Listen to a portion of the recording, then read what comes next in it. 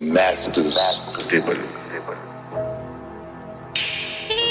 Masters table.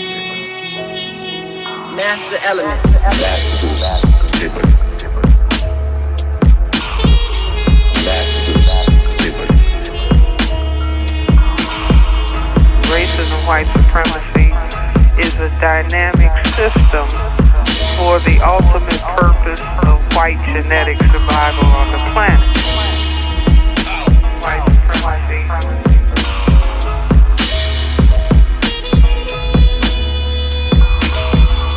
You are in an evil system, a system that is designed deliberately to produce evil thoughts, to produce animosity, to produce violence. Introduction to African civilizations and man-garden civilization. Masters table. Masters table. Master elements. Masters table. Masters table.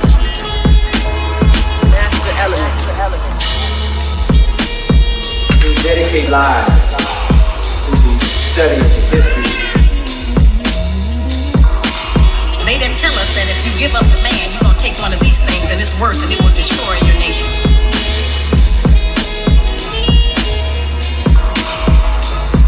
The right way is clearly distinct from error.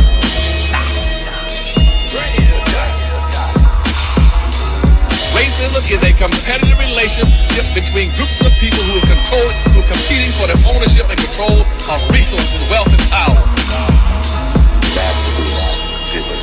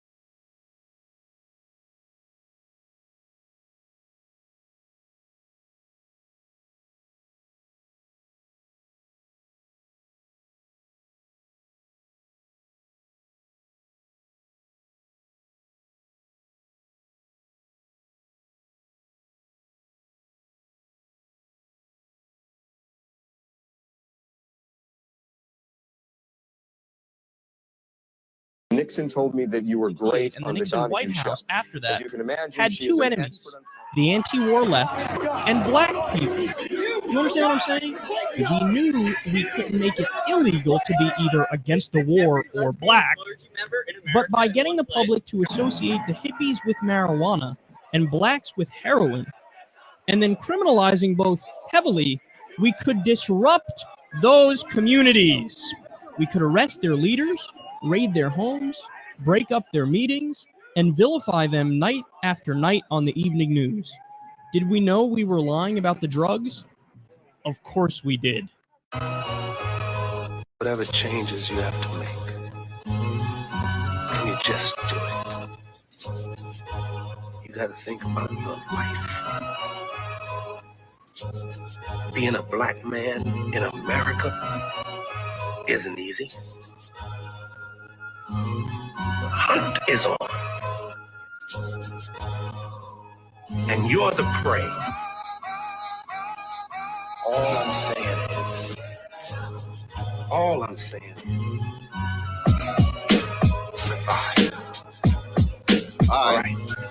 Born black in this white man's world, yeah, that's that Pac shit. Against all odds, and besides, what's the options? We wasn't never supposed to make it to see greatness, since they chained us naked in the belly of slave ships.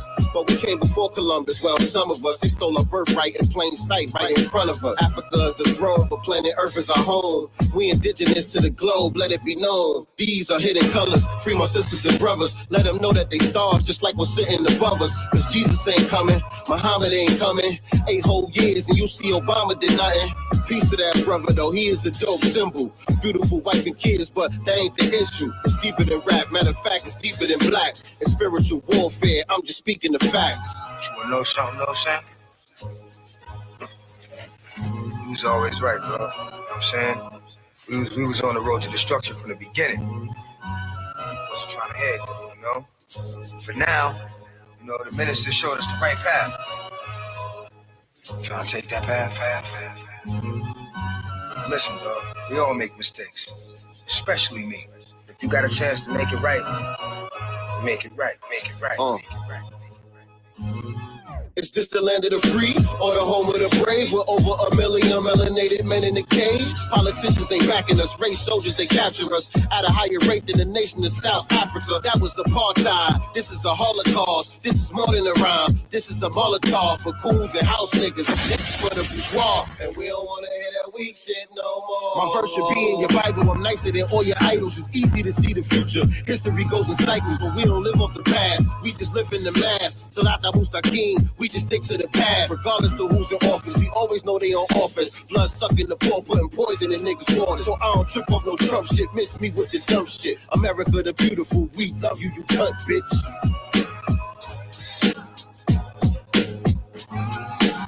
Now more than ever, I can see ever in our way.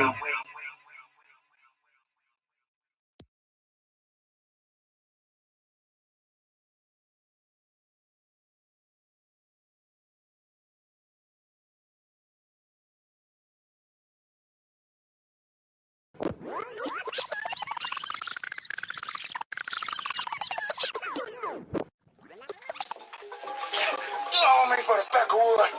Back of wood to kill me. Be like you kill me. You be putting that rope around my neck yourself. What you think you is, the hound dog? Back of wood say go fetch, you fetch. You see me hang, you're gonna know. You're gonna know you kill a black brother.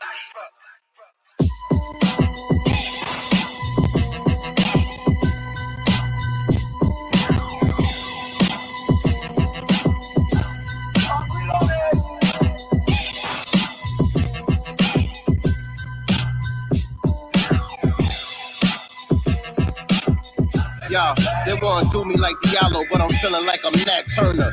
Then Mark Beasley, I'm feeling Nat courage. Envision Harriet Tubman holding a musket. I'm famous as Larry Davis, frustrated with fuck shit. All I seek is justice, all I see is corruption. Think of Khalif Browder story, shit is disgusting.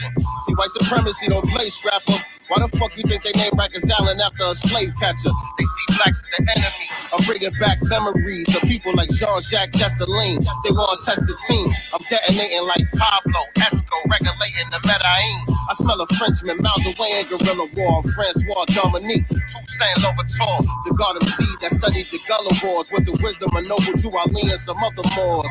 I'm refocused. Why would I keep hoping? Done with all that praying and marching, I'm reloading. I'm refocused. Why would I keep hoping? Done with all that praying and marching, I'm reloading. Yeah, I could've got away on BBU catching. You remember that? You remember that all day? You killed. You remember that? You killed. Because like you just proved what the Peckerwood say. We just be willing to do anything. Kill each other. Yo, we die for selling cigarettes, die for selling CDs, die of a broken tail light in front of your wife and seeds. They live streaming, let you die in the precinct. They say you suicidal, then we hashtag rest in peace. I'm feeling seasick every time that I see this. Scrolling down my timeline, wish I could just delete it like it never happened. On second thought, why we let it happen? Crying on TV, begging for compassion from people with no conscience. My people so lost, we just pray away our problems like Jesus is gonna solve it. They give us hush money, man, miss me with that civil suit. You kill my baby, then cocksucker, I'm killing you. No negotiating, I know you Satan, I know you hating, I know you caveman. Caucasus Mountains, know where you came from. I did the knowledge, and though I ain't did it in college, I got a flow to let you know that I'm mentally growling. James Baldwin with the pen, told the judge I was sovereign. Besides, they ain't even have a warrant. He looked at me and said, stop. I don't care if you standing in your square with your head cocked, my decision is Dred Scott, nigga. Speak while I ain't gonna die like you gonna die, like a slave. I ain't giving no lifetime of misery and what this Peckerwood. I'd rather die than be a slave. You Peckerwood, that's right. You Peckerwood was oppressed in your own land. We was free. change. But now we here. And you just better know. This is just as much our land as it is yours. And after you hang me, kiss my ass.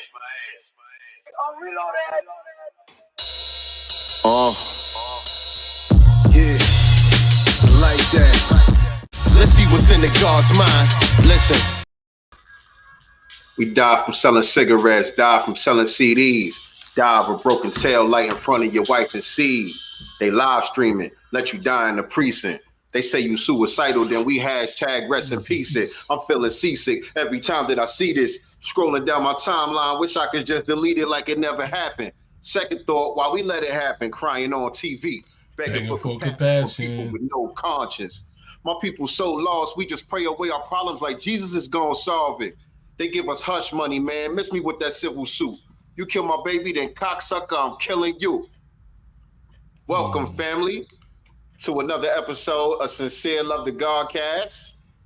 I am the God, Sincere Love, and I am here with my brother, my partner, the God, DJ RP Beats is in the building. What's going on, King? What's going on, family? Peace to the black family. Long time. Yes, We're indeed. Back. Yes, We're back. Had to get the band back together, you know what I mean? Uh-oh. Had to get the band back together. Back in the building. Man. So yeah, man, we here tonight to talk about we on the producer tip tonight. We on the production side of things tonight, man. There's been a lot of talk online about the top 25 producers in hip hop. Along with that, you had D-Dot on Math Hoffa's joint. What's that joint called? Oh God. My Expert Opinion. Expert Opinion. Yes. Dropping a lot of bombs over there, talking about the Ghost production and the different perspectives on that and all of that. So we came to add on. We came to build to that cipher. You know what I mean? And add on like only we could do as Master Elements, DJ RP Beats, Sincere Love to God. So I need y'all to get comfortable real quick, grab you a little drink or something, you know what I'm saying? Share this link out on your social media platforms, let everybody know that we live, about to chop it up. Make sure you hit the like button as well. Make sure you are subscribed to the YouTube channel and click the notification bell so you can be reminded whenever we drop new content on this channel. Can somebody tell me, RP, you said I'm live on Instagram? Yeah, I can look again, but yeah, I saw you were live. Let me see. I can't tell if I'm live on Instagram or not. You know, StreamYard just added the new feature where we could go live. Well, actually, Instagram just added it where we could use StreamYard to do Instagram lives as well. And I think I'm setting it up right. I don't know. I can't see it on my end. If I go on my page, it doesn't show me anything if I'm live or not.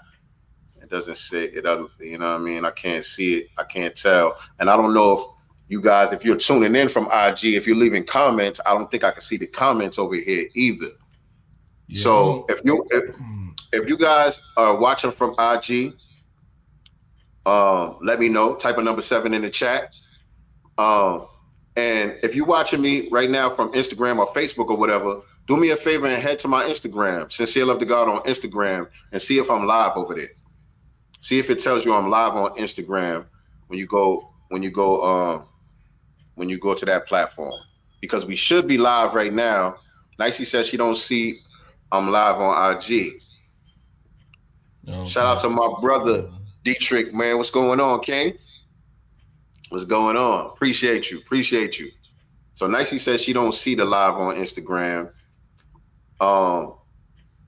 Yeah, let me know if y'all can, if we're live on Instagram or not. I can't tell, because what it says I have to do, it says I'm live. It says I'm live right here. It does say I'm live. I should be live right now on Instagram, on YouTube, and on Facebook. I should be live on Instagram, on YouTube, and on Facebook. So leave a comment in the comment section and let me know which platform you're tuning in from. I just want to make sure everything is working the way that it's supposed to work. So leave us a comment in the comment section. Let us know where you are tuning in from. But yeah, we had to open it up with a little throwback from me and my brother DJ RP Beats. That was the short film, the short Master Elements film that we did for the Master Elements project. First round. The Reloaded 2.0 joint and the Coming to America joint. That's the video that you were just looking at on the opening of this broadcast right here. Yep. Sincere to God, the GOAT of revolutionary hip hop. Shout out to Second Ezra. I'll take the compliment, King. I'll take the compliment, King. I'll drink to that. I like that. That's dope, man. Let me put that on the screen, as a matter of fact. Peace. Oh, hold up. I'm tuning in from YouTube. You are not live on IG. It says I'm live. It says I'm live on IG. I don't know. Still trying to figure out how it works. But we should be live on Instagram, on YouTube, and on Facebook right now. Right. So hopefully everything is working the way that it should. Because what it says is, once I set up the Instagram live, I have to keep the tab open. I have to keep the Instagram tab open until we go live over here. And then I got to hit the live button. But the problem is, once I do that, I'm getting the audio from both tabs. You know what I'm saying? I'm getting the audio feedback from YouTube and I'm getting the audio feedback from Instagram. So after I go live, I have to close that tab or we're going to be getting mad audio feedback. So I don't know if me closing that tab ends the live on Instagram. If it does, they gotta fix that, because there's no way I could keep both tabs open and stream, because it's going to be hella audio feedback if that's the case. Right. So I don't know. Like I said, y'all, whoever's tuning in, y'all let me know where y'all tuning in from. And if you could head on over to YouTube, head on over to IG and just check and see if it says I'm live or not. And let me know in the comments. But DJ RP Beats, man, how you feeling, man? Good, King. Just, staying busy, staying at it, on the music grind, and just staying positive. And just been watching all the scenes with the way these musical insights have been flowing with this production and the history since we in this 50th year of this hip hop.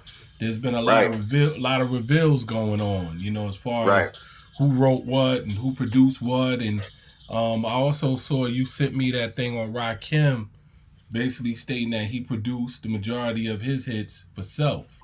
So that was very eye-opening as well. So a lot of these so-called heroes on a lot of these top 20 lists, a lot of these guys haven't done the work that they said that they did, that they presented to us. So, there's a lot of exposure going on. DJ Quick is coming out the woodwork, talking about he should get all his proper credit for a lot of the stuff that he's done. One of the main records that he produced that I was shocked to find out was In the Club by 50 Cent. I didn't know that was a DJ Quick record. No, I have the shot. I have the information. Allegedly. Listen, we definitely gonna get into this. But let's take it back a little bit to what even led up to us doing this broadcast right here. I think it started with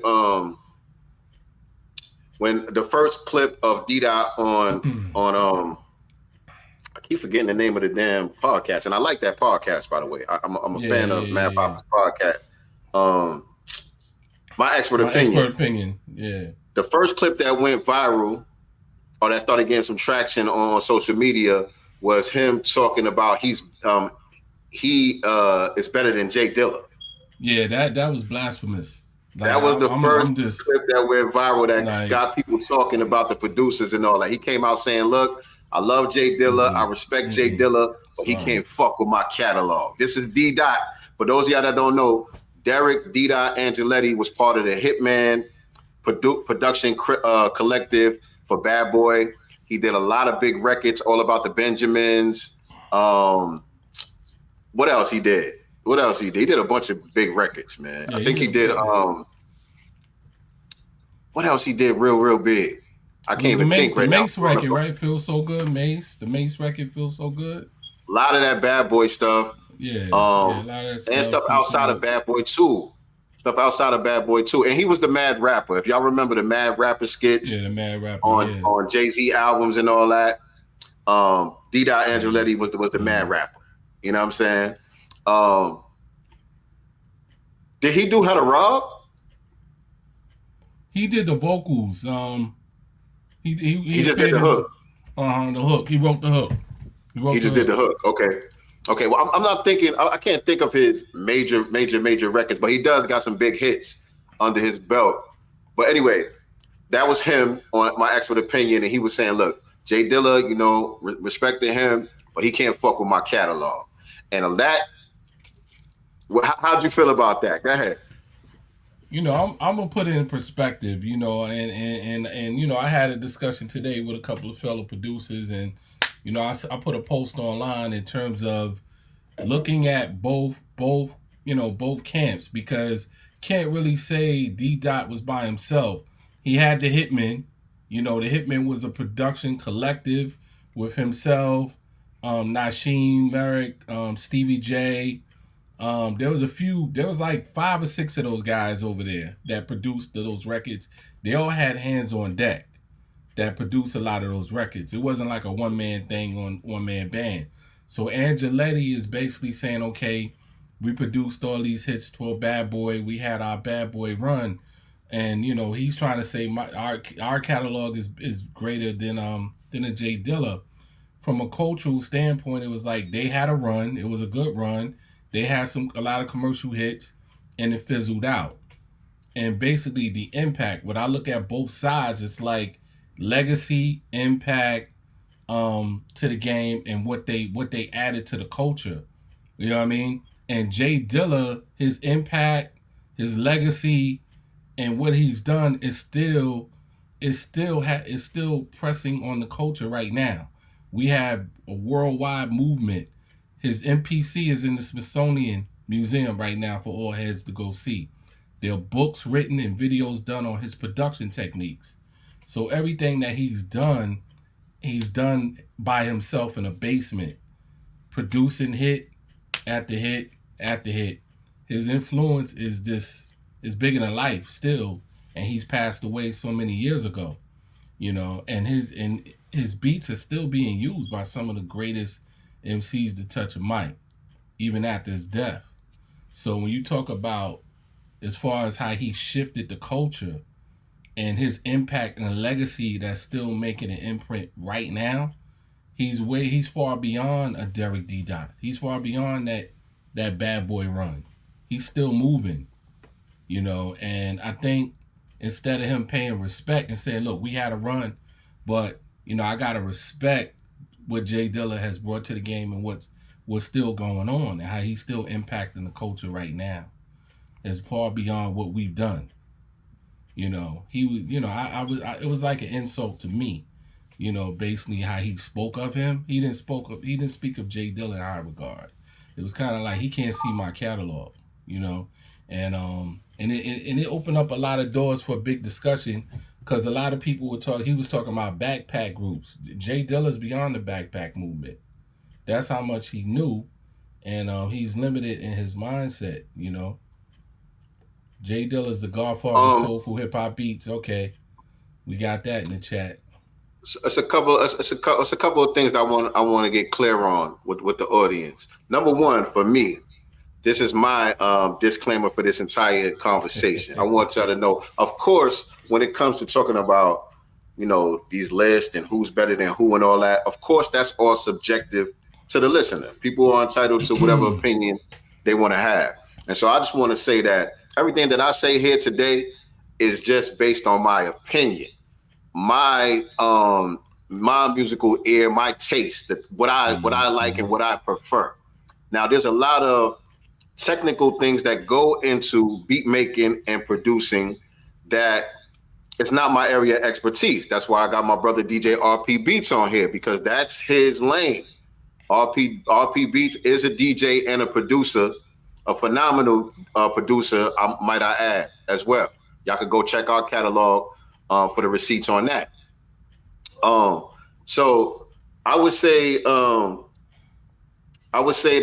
in this conversation, although I am going to be passionate about the things that we disagree with, I will say that DJ RP Beats has more of an expert opinion, no pun intended, in this conversation. You know what I'm saying? Just based on his experience, his skill set. Not only is he a DJ and a producer, but he's been around some of the legendary producers in the game as well, as far as being part of the refugee camp, as far as working with the Pete Rocks and DJ Scratch and people like that. You know what I'm saying? So just based off of, you know, his experience, I would say he's the expert in this conversation, but my opinion is valid too. You know what I'm saying? Yeah, I don't agree with everything. I don't agree with everything my brothers say all the time. You know what I'm saying? We know. Hold on, let me finish. Hold on, let me finish. And so the other thing that I want to really start off with is clarifying the difference between producing and beat making, because I think that gets conflated in the conversation a lot. True. Right? Now, to me, beat making, you know what I'm saying? You programming the drums, you the one on the machine. You know what I'm saying? Programming the drums, whatever other elements that you add to your beats or whatever, you the one that's on there crafting the meat and potatoes of what ends up being the finished product, right? As far as all of the music, minus the vocals. You know what I'm saying? That's beat making. Now, production, when you produce a record, you're putting everything together. You're bringing the finished product together. You know what I'm saying? Whereas, okay, RP might have a beat. It got a couple of different sounds in there, whatever the case may be. Now I say, okay, maybe we should add, you know, this sound over here. Maybe we should have put a bass line here. You know, turn these horns up. I bring in, you know, somebody to do background vocals or whatever the case may be. I bring together the finished product. He's the beat maker. I'm the producer. Or you could say we co-produced that record. You know what I'm saying? So that would be, for me, just a brief definition of the difference between beat makers and producers. But you could probably explain it a little bit better, RP. You know, you kind of on the right path with it in terms of, you know, a lot of beat makers, you know, that's all they do. I think production is, a producer is somebody who has vision. So basically, you know, he can see, he has direction to the beat. So a beat maker make a beat and he might not have any direction. Like you said, he might not know where he wants to go with the track, where he wants the subject matter to be, what kind of vocals he wants on it. Does he want a singer? Does he want a rapper? Does he want to bring, like you said, any additional sounds to the beat? Does he want to add drums? Does he want to add strings? What is his overall vision to produce a final product, like a final vision of that beat? How far does he want to expand that idea? The beat is just a beginning or initial idea, but to fully produce it, it's like you have to bring everything together, from the vocals to the sounds to the hooks, all the different dynamics that go into making a complete song. That's when the producer comes in and he takes shape. And somebody like a Jay Dilla, or now when you see with a Hit Boy, they're all inclusive. So which means he makes the beat and he also has the vision to bring it all together to make a complete song. So that's, and like a DJ RP Beats too. I gotta throw it. DJ RP Beats does both as well. Right. So those are the guys who, you know, like you said, myself included, we're last of a dying breed, because as we're finding out, a lot of these guys they don't have the capacity to do both, or they're misrepresenting what they do. So a lot what we're finding out, they have beat makers and they also have assistant or ghost producers that are actually putting the whole thing together for them, and they just come on and they follow that direction. So it's like it's already produced, and now you're telling me, hey, we want to put you a 16-bar verse over here. We want you to sing the chorus over there. You see what I'm saying? So I play both roles. For you, what is the definition of a ghost producer? What is ghost production? Ghost production is somebody who makes the beat and also not only makes the beat, but he basically brings all the additional elements to the beat to make it a full song, and he basically stands behind that, and the producer that he works for takes all the credit for it. So it's like I'll make a final product, and then you'll come in and put your name stamp on top of that and represent that as your final product instead of so the person that's getting the credit didn't actually do anything. Their name is attached to the record, but somebody else actually produced it. Exactly. Like, so I used to work in a camp. I'm not going to say the particular artist's name, but I worked in this particular camp as one of the in-house producers, right? We made the beats. I'm gonna just say it. We ain't sparing nobody on this platform. We made the beats and basically, you know, we put the arrangements and final product together. So he had a manager that was in there, the production manager. So we were like an assembly line. You know, you add the drums, you add the strings, you add everything, and then Wyclef would come in and just say, okay, I'll take that, all right, and then put a stamp on it. And he got all the credit. And basically what they do is they pay you in cash. They take all the credit, full credit for the production, and they take the publishing. And they just pay you in cash just for your work. All right. Now, in an arrangement like that, didn't the people sign up for that? Shouldn't they be okay with that, being that that's what they signed up for in the first place? You came to be a part of this assembly production line, knowing that you wasn't going to get credit for the beat, knowing that you was working under this person and their name was going to be listed on the credit, and you was going to get that one-time payment. You wasn't going to have publishing or royalties or nothing like that. If that's what you signed up for, you should, in my opinion, you shouldn't come back later on bitter and mad that you didn't get credited for what you worked on. Well, I think it's twofold because in my case, initially I was promised co-production credit, and I was promised half of the publishing credits. So I started working based on that arrangement. So I got in there and we started working, and then as I worked, then management kept bringing me back to the table and changing terms. So it got to the point where it's like, okay, we can't give you co-production, but you'll get half the publishing, and then we'll give you cash. So it went from that to, now we can't give you publishing or co-production, we'll just give you cash. And when it got to that point, I bowed out and I left the camp. You know what I mean? So sometimes... All right. So perfect example. I suffered because of it in a way. Because most guys say, okay, you just left that situation where you had access to meet the network with different people. And the industry standard is you should take a certain amount of losses before you can get a certain amount of gains. So they've created this mindset amongst songwriters and producers that we need to get jerked first, give away a certain amount of hits to finally get our opportunity to shine. So that's how the whole game is laid out. It's like, come in, you work under the master, right?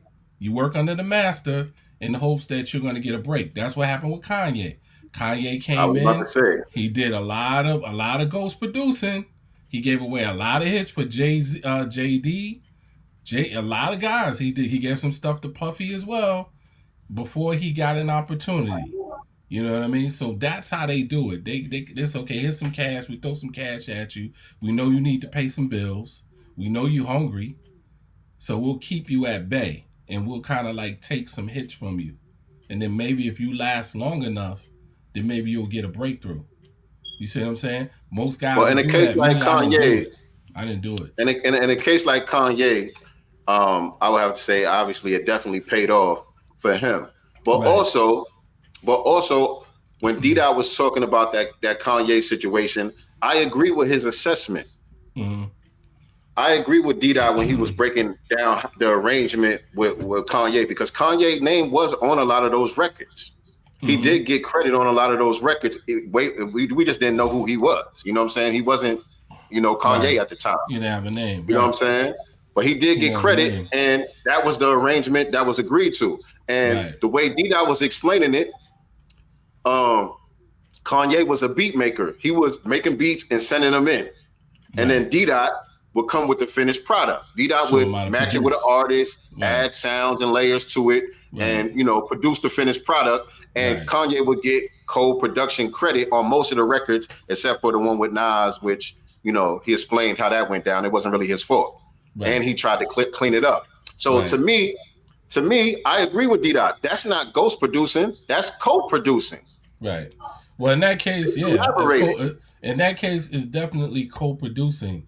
In my situation, it was like it was an assembly line, or it was like in instance, like I'll produce the whole record, and this guy will come in, and he might spit a 16-bar verse on it, or he might do a chorus, but the song is done. You see what I'm saying? They may have some ghost vocals on there.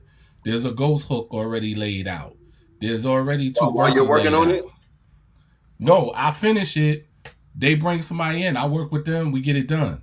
And then say you're the main artist. You come in. You hear what we've done, and you just rhyme over his 16, and then you just rhyme over the chorus that's already there. You see what I'm saying? Because you ever notice like a lot of songs, you'll hear like we just had with Drake, right? The reference tracks that Meek Mill leaked on Drake. Okay. Those verses were already done. Those are same exact verses. They were already done. Those are finished songs already. All Drake did was just do the same verses.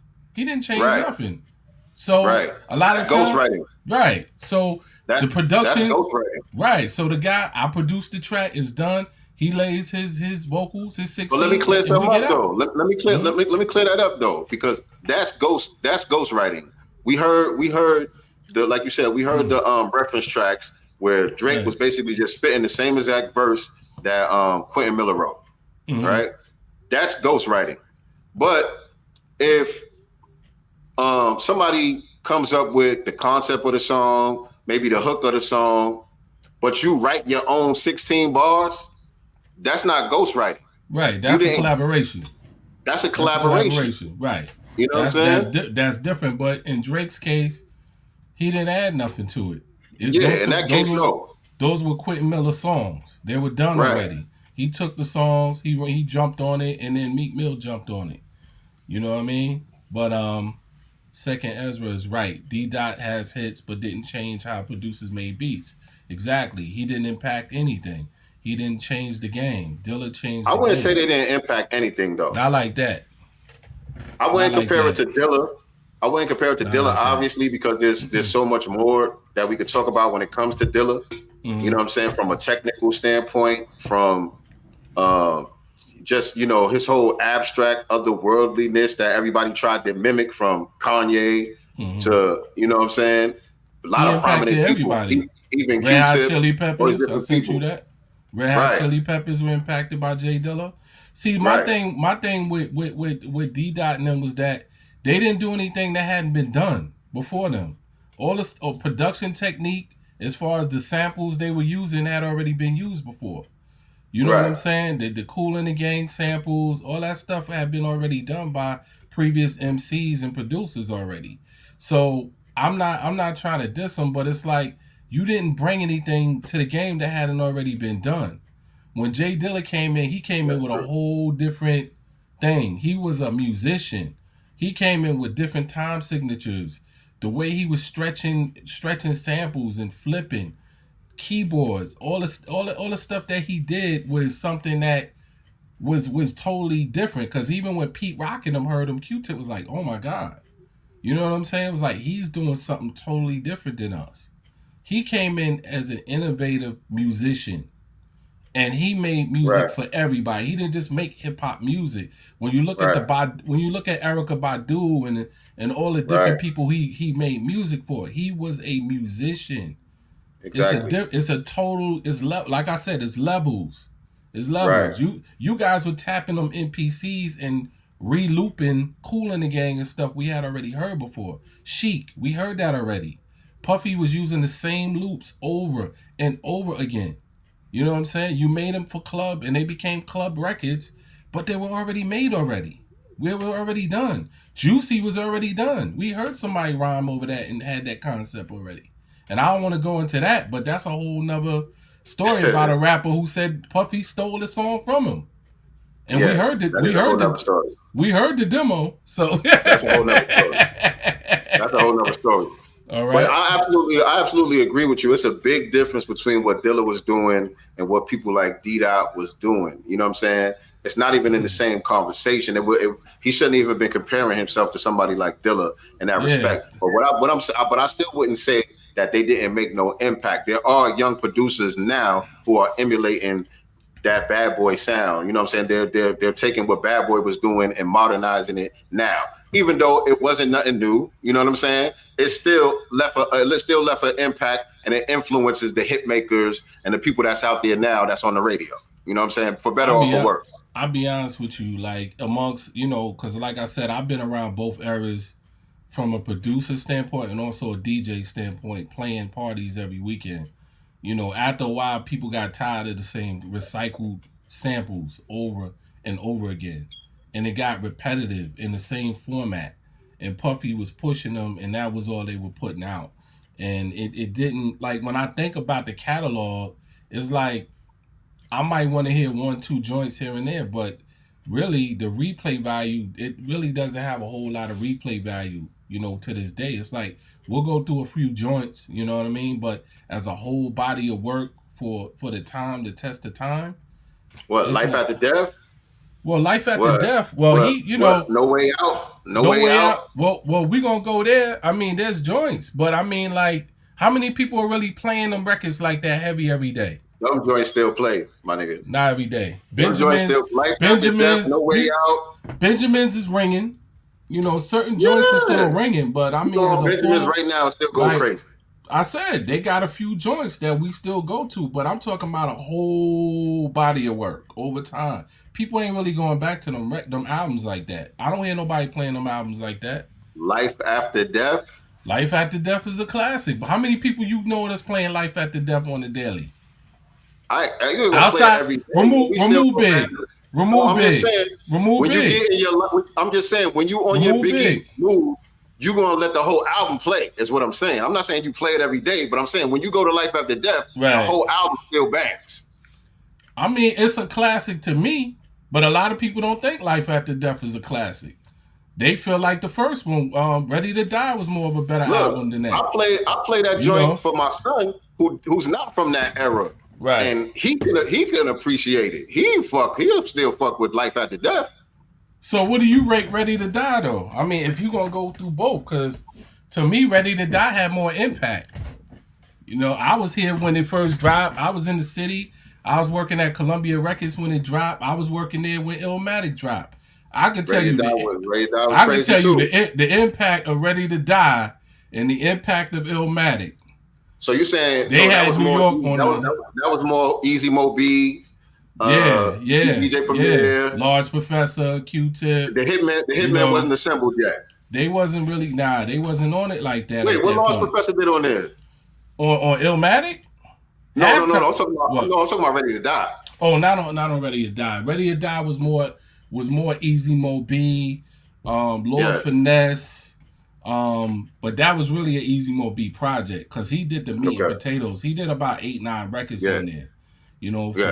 From Warning to The What to, what I mean? The Premier came in with Unbelievable. So, you talking, you know what I mean? You talking more talking Bad Boy. diverse in production, you know what I mean? And that's why Puffy went to the Pete Rocks and the Premiers and, these guys, because he knew they needed that element in that mix.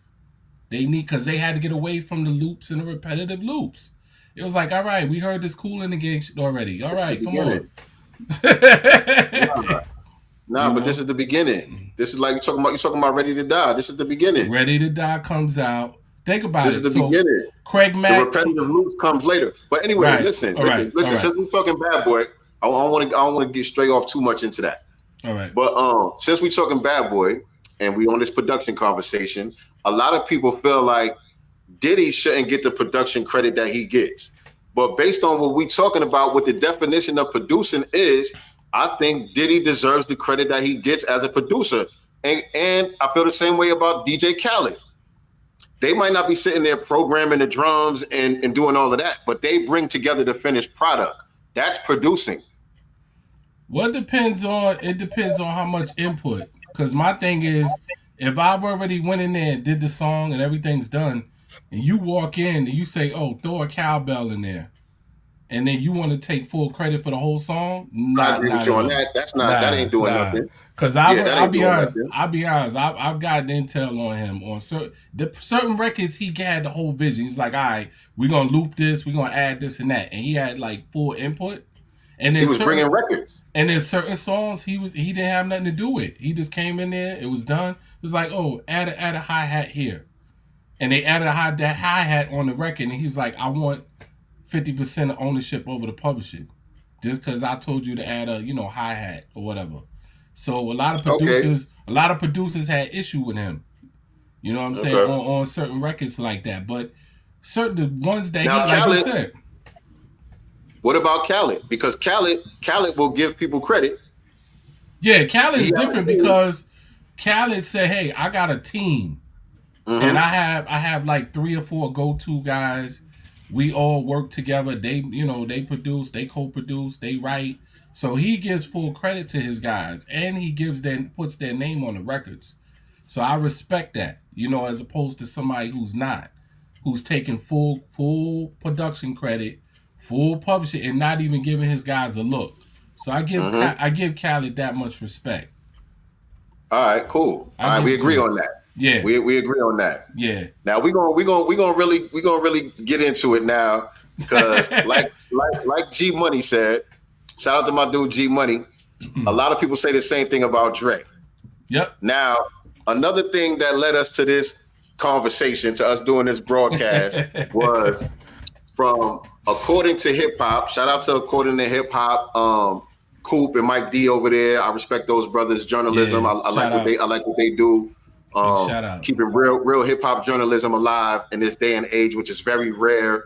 Like journalism is dead, not even just in hip hop, but just across the board. Like real journalism barely exist. So brothers like Mike D and Coop over there at According to Hip Hop, I respect what they do. And so recently they was having a conversation about their top 25 hip hop producers of all time. And that's another thing that led us to this conversation. And so Mike D put his out.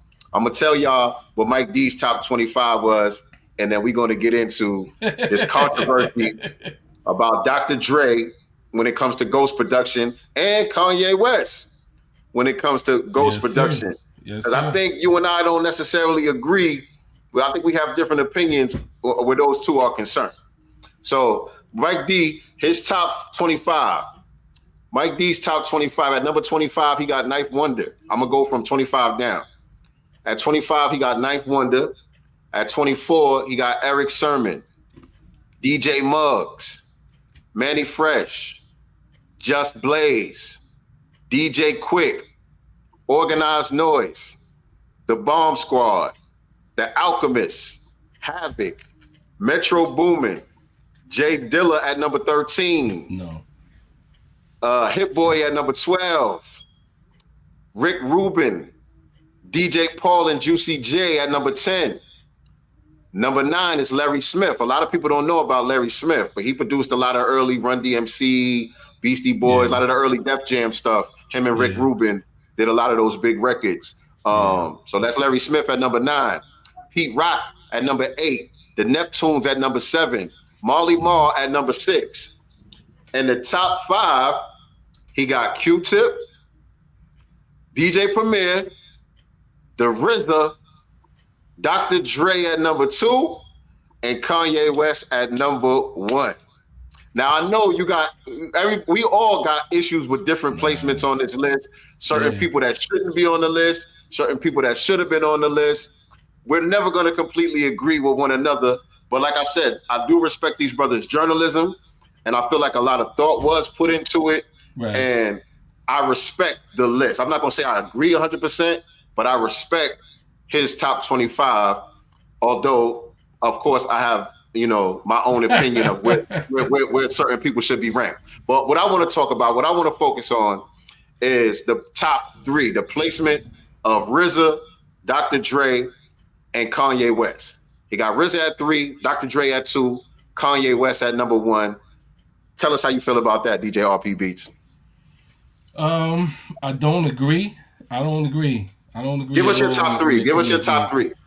Give us your top 3. Damn, my top 3. Man, it's hard though. It's hard because it depends on the it depends on the it depends on the criteria though. Because are we talking about impact? Are we talking about originality? Are we talking about catalog? Are we talking about hits? What's the criteria for this list? First of all, because that's a good question. If we're gonna go based on impact or we're gonna go on originality, then you got to go back to the originators. So we talking like Marley Marl was one of the first to introduce the sample chopping loops and stuff. So you got if you're gonna go based on that, then you got to go with the originator, right? And Marley Marl, DJ Premier was inspired by Marley Marl. For most of them was the Pete Rocks. He was inspired by Marley Marl. So what's the criteria? Is it impact? Because if it's impact, then you got to go with the originators first. You know what I'm saying? Criteria. Is it hits? Is it just hits? No, is it hit records? To me, that's the worst criteria to go by. Right. If we go by who got the most hits, I don't even want to be a part of that conversation. Right. That doesn't matter. Is it originality? Is it you know what I'm saying? Look, I mean, what are we? The criteria, only thing as far as what they was talking about was that they limited it to rap production. You know what I'm saying? They didn't consider what anybody did outside of rap. So that's the reason why Timbaland is not on the list. I think that's the reason why Jay Dilla might not be as high on the list, because this is just based strictly on rap production. So I mean, I like Hit Boy, but Hit Boy should not be above a Jay Dilla. You know what I'm saying? I'm sorry. I love he's one of the new guys. He was inspired by Quick, Dr. Dre, and he said somebody else on this list he was inspired to make beats by. So he's not above a Jay Dilla. They got Jay Dilla at 13. They got Hit Boy at 12. That's not. We're not going to do that. We focusing on the 3. We focusing on the top 3. All right, the top 3. The top 3. We'll be here all night. All right, all right. Well, listen. Let me say this to you. Let me say this to your question of, well, not your question, but you keep on mentioning criteria. Well, this person inspired this person. This person came first. This person did it first. To me, innovative. To me, that matters, but it's not the end all be all. And I'll tell you a perfect example of why I feel like that. Mm-hmm. Jay Dilla was inspired by Q-Tip. But even Q-Tip will say Jay Dilla was better than him. He said he was inspired by Q-Tip. He was inspired by Pete. He was inspired by a lot of jazz artists also. But would you put Q-Tip? Would you put Jay Dilla above or below Q-Tip and Pete Rock? His impact. He had a greater impact, and what he did was he didn't do what they did. Yes, Eric Sermon's on the list. Yeah, Eric Sermon is on the list. Eric Sermon should be higher. He's all the way at number. He's all the way at number 24. By the way, he's all the way at number 24. There's no way. Eric Sermon is that low. I'm sorry. There's no way. And Havoc should be higher too. Havoc had a great impact and influence on that 90s era. That Mobb Deep sound that was ushered in through Havoc. I still need your top 3. Went today. I'm going with Premier, definitely. I'm going number 1 or number 3. I'll say Premier could be 3. I gotta go with RZA. And the thing is, RZA and Premier just had a verses, and RZA beat Premier in the verses. Yes. So I gotta go. Washed Premier in the verse. Yes, he did. He washed Premier. So I gotta go with RZA too. Now the last one is gonna be hard because I really, I mean, I love the Bomb Squad, but that's just me personally. And they impacted a lot of East Coast hip hop, from the Ice Cube America's Most Wanted album to the Public Enemy discography, and they influenced a lot of producers from that sound. So it's kind of hard for me, but for number one spot, Marley Marl was very influential. So that's what I'm saying. It's kind of hard, but it's tricky to say who's number one. Because each producer had a certain thing that they brought as far as impact. But Kanye West is not above everybody. I'm sorry. And knowing that Mike Dean did a lot of his stuff. Go ahead. See, we're gonna talk about that too. Yep. With that, I'm glad you brought that up because that's why I only want to focus on the top three. All right. Because Dr. Dre and Kanye West and the controversy with the Ghost production and all that. Exactly. That's why I want to focus on that top three. So I'm gonna give y'all mine. Number one for me is Kanye West. I agree with the list. Kanye West. What? I'll put Kanye West at number one. Nah. Why? And I'm gonna tell you the criteria I'm going by. First of all, like I said in the beginning of the conversation, my personal opinion, my personal taste, right? And for the longest time, number one for me was the RZA. Yeah, RZA. Yeah. The RZA always been my favorite producer. You know what I'm saying? But I put Kanye a little step above RZA just because of his diversity, his range. You know what I'm saying? But number two is RZA. Number two is RZA, and number three is Dr. Dre. All right. So now we got our top threes out the way. So let's talk about the controversy between the Ghost production with Kanye West and Dr. Dre. Go ahead and say how you feel about it. Well, Nicety Girl, she put in the comments that it was said that DJ Quick also had something to do with California Love. So it's like there's a lot of holes in chinks in the armor with Dre. It's also said that DJ Quick produced In the Club. So if he has something to do with the California Love production, look, if he has something to do with the California Love production, that's a whole nother chink in the armor for Dre. I would say before if he has something to do with it. Oh yeah, because he's not giving credit. That the problem is like we stated earlier. It's like we said about Khaled.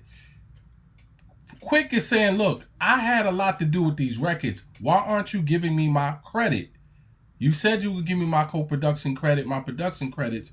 Why aren't they giving me my credit? Why is Dre taking credit for the whole thing when a lot of these joints I did? You know what I'm saying? I don't hear Quick saying that though. I don't hear Quick saying that at all. He said it on a lot of rants, man. And I've said it a lot of times over. They're not giving me my credit. He's saying it. I'm not getting my credit. Not about Dre. Not about Dre. Look, he's saying the whole thing. Ever since we've been started having this conversation, because I'll be the first to admit I'm not all the way up on DJ Quick catalog like that. And so ever since we started this conversation, I've been binge watching DJ Quick's interviews. Okay. And all I hear him doing is bigging up Dre. Well, he's going to big him up. But he feel and it's funny you said that, but he had the conversation, I don't know if it was last year, where he said he feels like he should be rated on that level. Yes, he did say that. And the reason why he said it is because he's not getting credit for those records, and Dre is. He said a lot of the records that y'all think these guys did, I did those records. But because they're not giving me my credit, he did say that. I'll send you a screenshot of some of the stuff he put on social. And some of the things he said, he did say that. Oh yeah. He said that big time. He said that big time. And his issue has been a few years going. And that was his gripe. He was like, y'all say Dre, but I've done enough work. I've laid down all of this here. And I'm not getting the credit that I deserve. I've done these records. And that's why a lot of these holes, a lot of these things are coming out now. That he's been a part of this record. He produced that record, but he didn't get the credit. So he's starting to expose the stuff that he's created that he didn't get the credit for. My thing is, with people like Quick, if you're gonna expose something, expose it. Don't do this half-ass complaining shit that you're doing, because I need the receipts, my nigga. I need the receipts. Name. Don't say, oh, I contributed to this, or I mixed that, or I played on this. Okay. You contributed to the record. That don't mean you did it. That don't mean that this person don't get credit for it. Yeah, you worked on the record. Okay. That don't mean that you did it. It's just like what you're talking about with Mike Dean and Kanye West. I've been knowing about Mike Dean because Kanye West gives credit to everybody. Mike Dean name is on the credits going all the way back to College Dropout. I've been knowing about Mike Dean from the Scarface days. He's been working with Scarface damn near his whole career. Mike Dean is a musician. Mike Dean is a musician. He's a multi-instrumentalist, and he plays on a lot of records, but he's not the sole producer. He's not the visionary that brings the finished product together. Kanye West is the visionary that says, oh, I need Mike Dean in the studio. I need John Bryan in the studio. I need, Sedell Young to write these lyrics. Kanye West is the orchestrator and the visionary that brings everything together, like what James Brown was doing. When people sample James Brown records, they sample the drums off a James Brown record, we give the credit to James Brown. We say, oh, that's a James Brown sample. But James Brown not the one playing the drums. He had a drummer. Right. Okay. But that was okay. So if he told the drummer what to play. Yeah, he did that, but that's not necessarily always the case with Kanye. Some of the stuff is he'll bring his ideas in and say, hey, I need you guys to help me, manifest or fully produce this idea. Some records this is Mike Dean's record, and Kanye will say, Mike Dean say, hey, I got this for you. Let's put this together. I need receipts on that. You know what I'm saying? Oh yeah. Some records have been written by Mike Dean. Some records have been written. That's speculation right there. Dean. No, you can look at the credits. Even on the Grammy wins, it says written by Mike Dean, produced by Mike Dean. Depends on the song. His name is all over the credits. I'm not doubting his name. Some records say he just played on the song, and some records say he fully produced and wrote the song. It depends on what you did. It don't say fully. Right. No records say depends fully. on what you did. Depends on what you did, but none of the records say fully.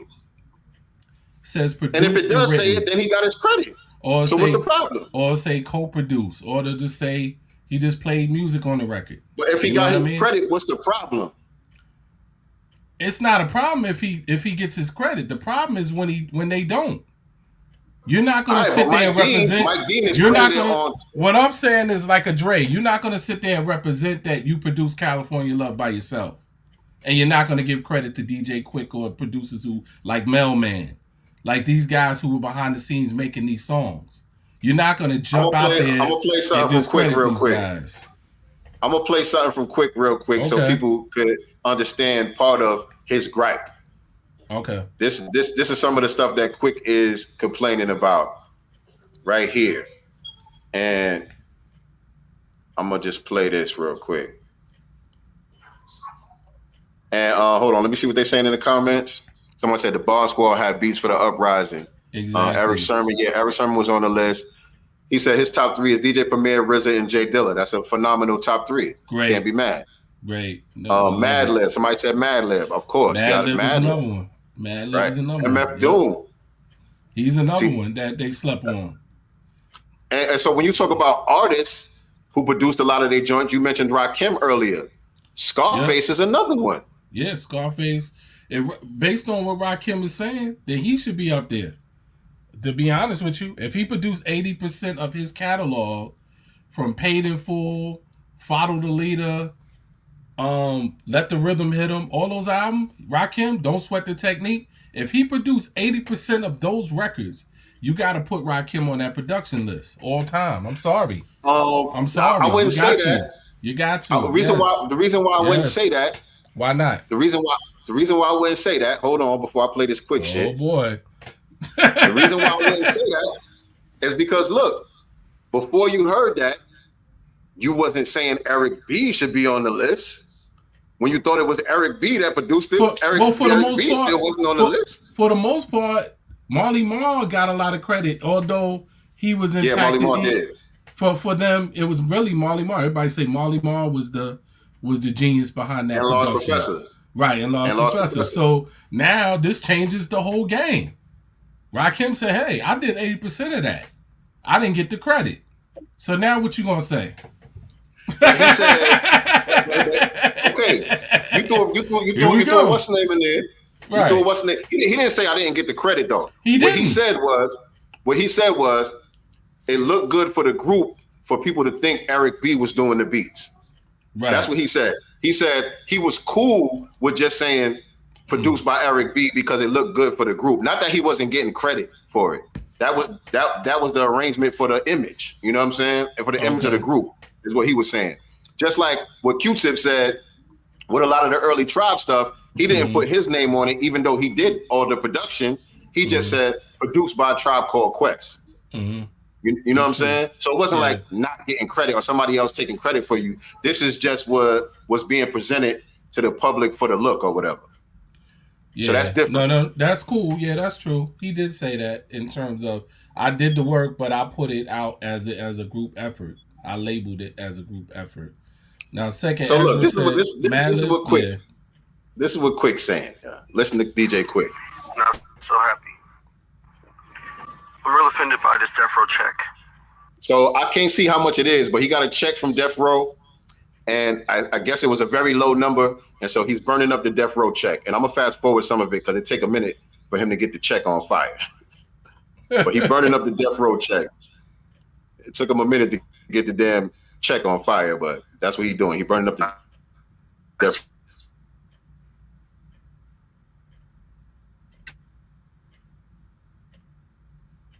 Row check. You guys are Hold on. Let me.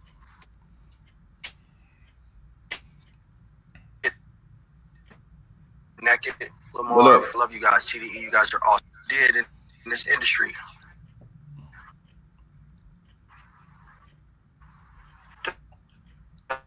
Devil, you are a bitch. I want my real money and for everything I did in this industry. All the songs, including Hot in Here, Finelli and Pharrell. I want my credit for that being Get Naked. He said, I want my credit for Hot in Here by Nelly. I want my credit from Kendrick Lamar for, and there's no disrespect to Kendrick. I love you guys, TDE. You guys are awesome. But the fact that y'all left my credit off of He said, no disrespect to Kendrick and TDE, but he want his credit for King Kunta. Yep, King Kunta. Yep. Crazy. R. Kelly, Home Alone. R. Kelly, Home Alone. Now, he said that's 100%. These other records, he's not saying he produced it 100%, but he's saying he didn't get credited for his contribution. But for the R. Kelly Home Alone, he's saying he produced that 100% and he didn't get no credit. He should get all of my drum sounds, my music, and me playing percussion on it. I want that too. All Eyes on Me is my credit. I want All that. Eyes on Me. In the club, I helped with that record. In the club, I helped with that record. Up. He didn't get any credit. He didn't get any credit. He didn't get any credit, Dre. Sorry, Dre. He didn't get any credit. Right. But let's not embellish. Not produced by Dr. Dre. Not produced by Dr. Dre. Let me bring it back. He said, I helped. Right. He's being specific. All right. He's being specific now. What did he help? What did he help? Listen. Sounds, my music, and me playing percussion on it. I want that too. All Eyes on Me is my credit. Listen. I want that. In the club, I helped with that record. In the club, I helped with that record. So RP, stop the bullshit. He wants his credit. So if he wants credit, that means he did production on the record. Stop it, man. Stop it, man. Stop it, man. Come on, man. But you Quick trying to give him 100% credit. I didn't give him 100%, but I'm trying to tell you, them drum sounds and the keys are quick. I'm sorry. You can say what I know his sound. That body, that beat is a quick beat. On that. Dre probably had all the other stuff going on, but that foundation of that beat is a quick beat. And I listen to Quick albums, so I could tell you. I own Quick albums. So that's a co-production then. That's a co-production. He should get co-production. He should get his credit. He should get co-production. But okay, that's all I'm saying. But Dre's standing on produced by Dr. Dre. He don't want to give the credit. Dre not saying nothing. Dre's not saying nothing. Guess why he ain't saying nothing? Look, He's been saying that for years.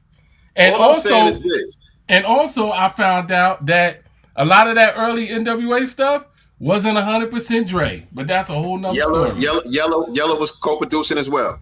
Yep, he was one of the other two. Yep. Because back then, I don't think at that point I wasn't reading credits yet, but I always assumed that beats was by Yella because he was the DJ. He wasn't rapping, so I always assumed that was his role. Yep, Yella. You know he said he was in there, and I think it was another dude that was in there with them. So it's like you can't misrepresent. It's like that's why I said about Khaled. I give him credit because he's like, yo, my team. These are the guys on my team. These are their names. This is what we're doing. But most people don't know that though. As a collective, most people don't know that. And I put them co-production, produced by me, co-produced by, you know what I mean, written by. He's given the proper credit, and that's what Quick is saying. I'm in there putting his work in, Dre. Y'all are not giving me my credit. He's not saying Dre though. He just said Dre. He just said no. Kendrick he did Lamar. Not. This is what I'm saying. What did he say? What did he just say? This is what I'm saying. Credit. He wants his credit. This is what I'm saying. This is the shit that RP be doing, y'all. This is the shit that RP be doing. Are people hearing what he's? Replay what he said. I'm gonna bring it back. Let him speak for himself. Let him speak for himself. He does not say Dr. Dre's name.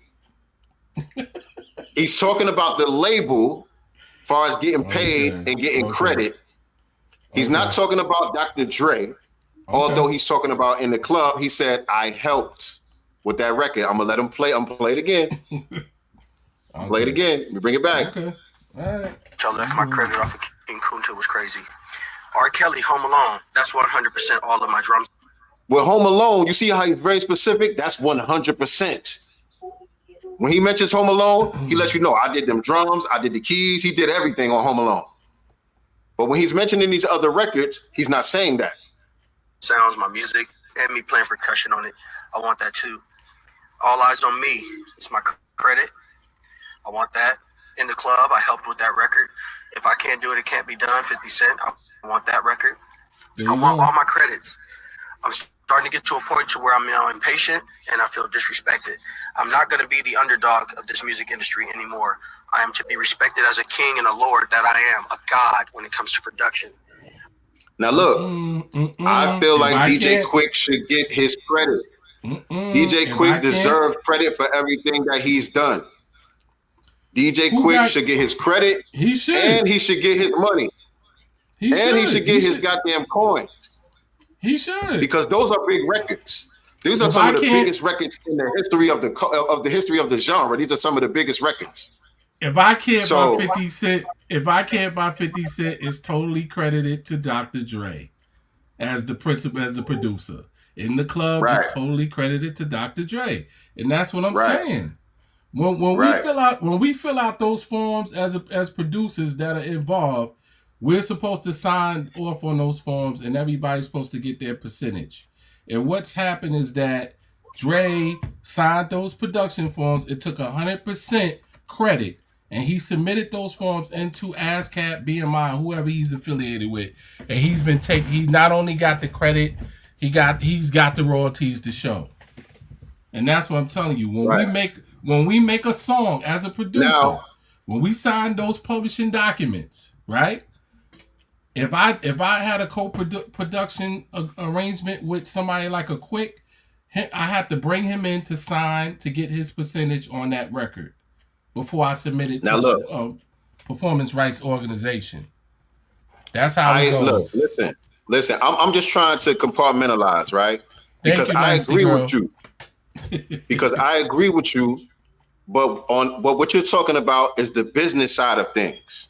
And that's what I agree with you. He's not getting his credit. Right. And so I agree with you, and I agree with Quick that the business is fucked up, and they should get that right. Right. I agree with that 100%. DJ Quick deserves his credit, and he deserves his coins. But that is the business side of it. When we're talking about these top producers, we're talking about the creative side of it. And so if Quick contributed to these records with Dr. Dre, that's fine. That does not take away from Dr. Dre's greatness, though, when we're talking about top producers and all of that. But check this out. That's going to raise Quick's level of greatness, though. And that's what they're trying to minimize. That's what you're not looking at. If I don't have the credit, then I don't get credited with the history or the innovation thereof of the music that was created. All that goes to a Dre, and I think if he get his money, branding. It's not his money. He's beyond money. Quick is looking at legacy because he's being, as he said, I'm tired of being pushed down on the list. I'm tired of being put because people are not recognizing how Quick is also a musician. You know what I mean? And a lot of people are not realizing and an engineer, and an engineer too. So he's saying, look, y'all will rate me greater if y'all knew half the stuff that I actually did that I haven't gotten credit for. That's true. You see what I'm saying? You'll put me above certain things on that list. That's true. I agree with that. And so I feel like Quick should get his credit and Quick should definitely get his coins, but that still doesn't take away from Dre as a creative and as a music genius. I still think Dre is who he is. He deserves the spot that he got. But Quick is not getting his just due. But look, this is what Quick says about Dre, about working for Dre. I'm going to play some more DJ Quick. Right?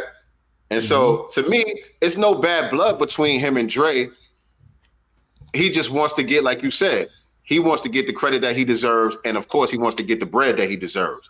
But this is kind of long right here. I just want to get to the part where he was telling the story. So I'm going to skip some of this. Okay. Still with DJ Quick. And we were just discussing the Truth Hurts album. And can you tell us a little bit about that?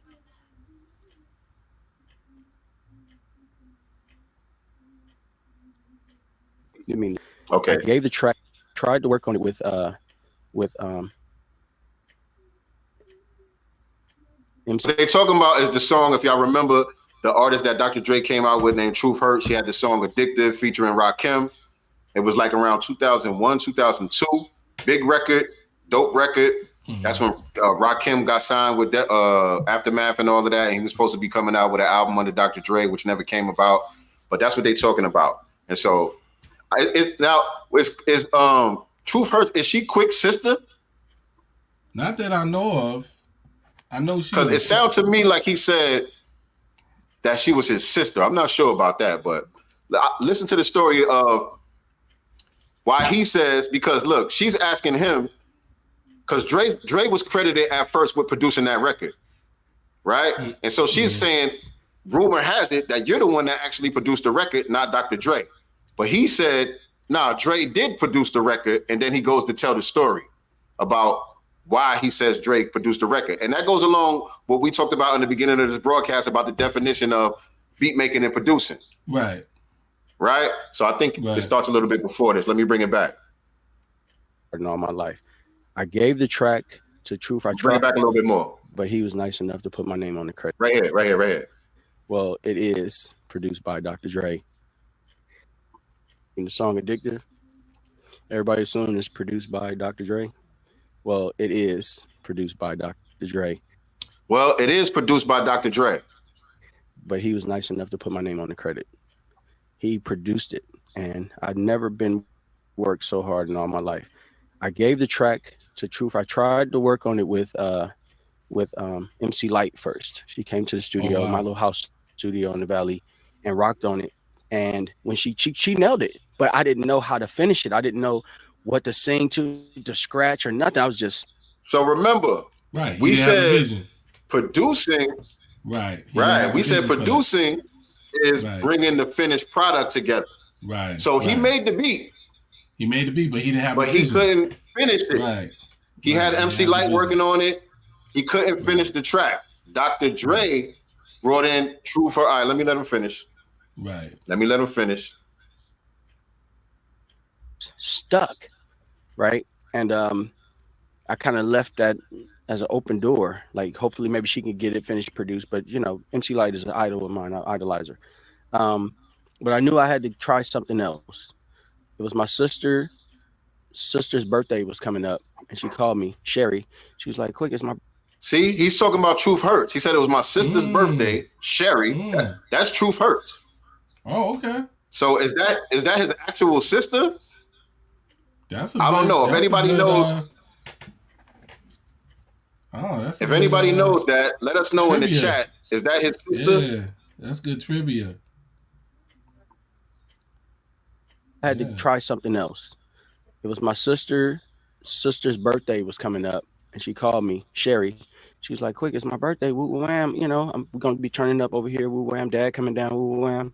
You know, I'm in the studio with Dre finishing my set. I said, and he said, Dad is coming down. So is that his sister? That might be ill. She was telling him, he said, my sister Sherry called me. She said, it's my birthday. We about to do whoop whoop and wham. Dad is going to be there. So I think that's his actual sister. Wow. Which I never knew that, but that's crazy. That's what it sounds like. She called me, Sherry.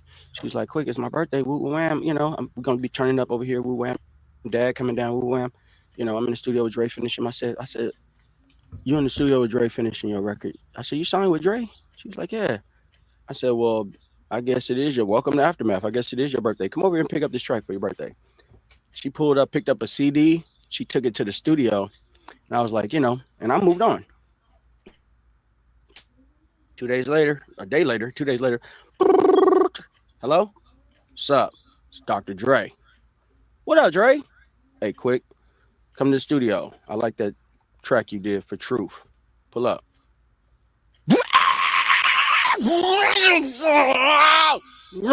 Right? Get to the studio. Shows you how much respect he got for Dr. Dre right there, right? Dr. Dre said, come to the studio. That nigga peeled off, nigga. You know what I'm saying? My man was like, I'm gonna put you in this studio, hook this up. Dude, shut up, KK. Hook this up. You know, here's, you know, so we go to Larry B. West. My bass player come in, Eric Coombs. He plays the bass line on it. We lay the whole track out. We recorded analog, and we sent them the tapes, the 2-inch, you know, Ampex 499 or 456 2-inch 24-track tape. He called Static Major to write the lyrics. Rest in peace. Yeah. Static does the lyrics. They kill it. He called me. It was like not even a week, 3-4 days. Come listen to it. I pull up. I'm listening to that shit. I'm looking at Dre like, nigga, what is this? Vocals all done, arranged. He said, check this out. I had Rakim do a verse to it. Thinking of him, I'm like, you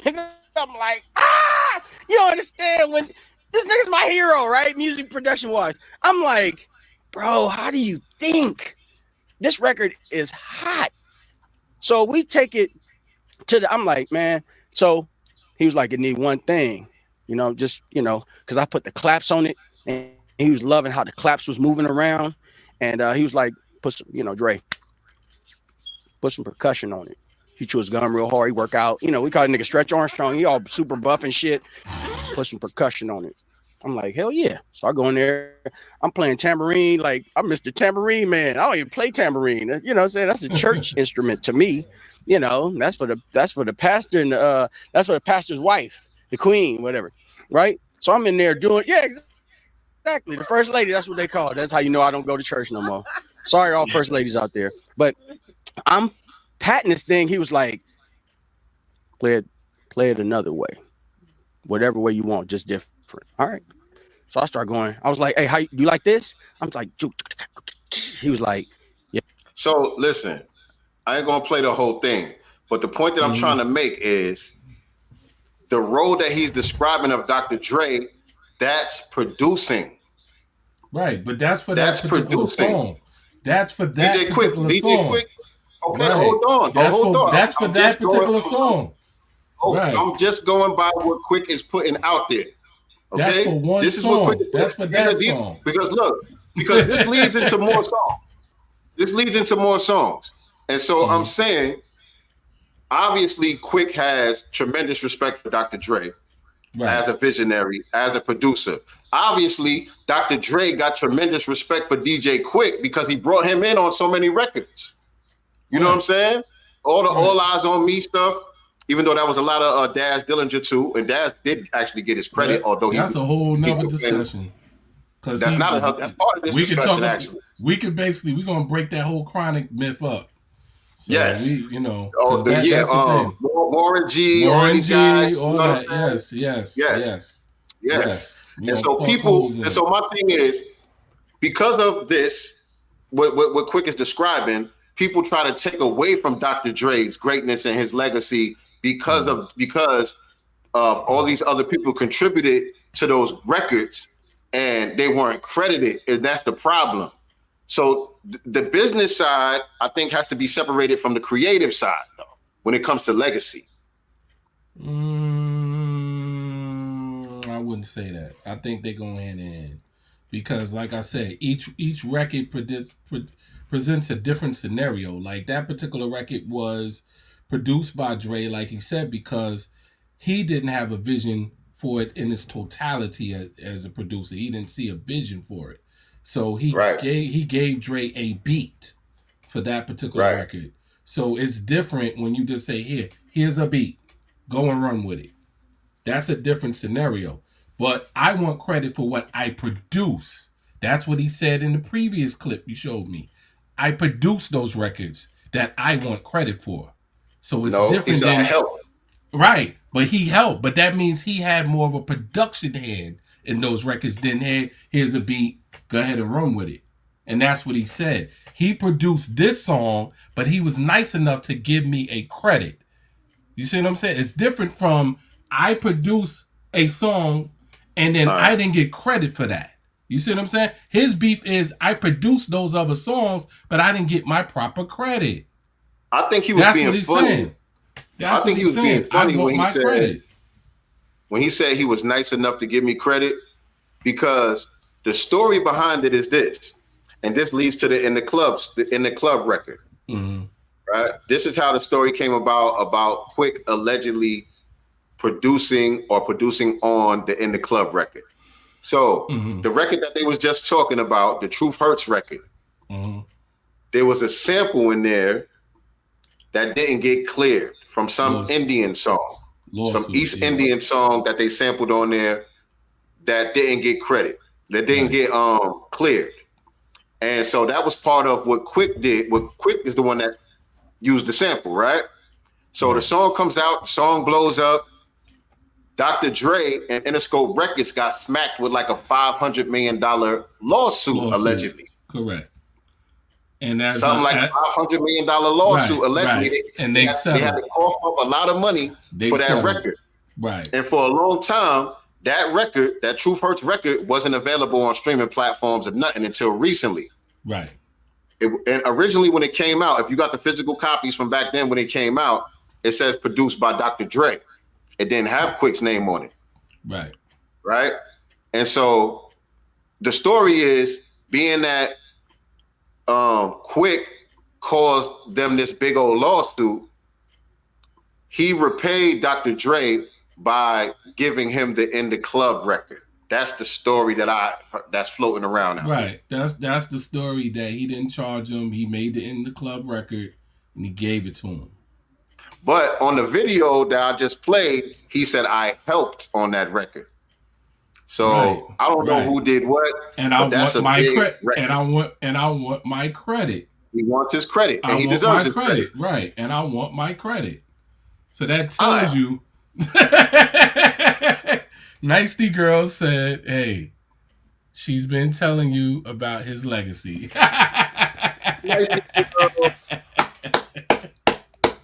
Listen, man. See what she said? No, because she was talking when me and her was talking about Quick.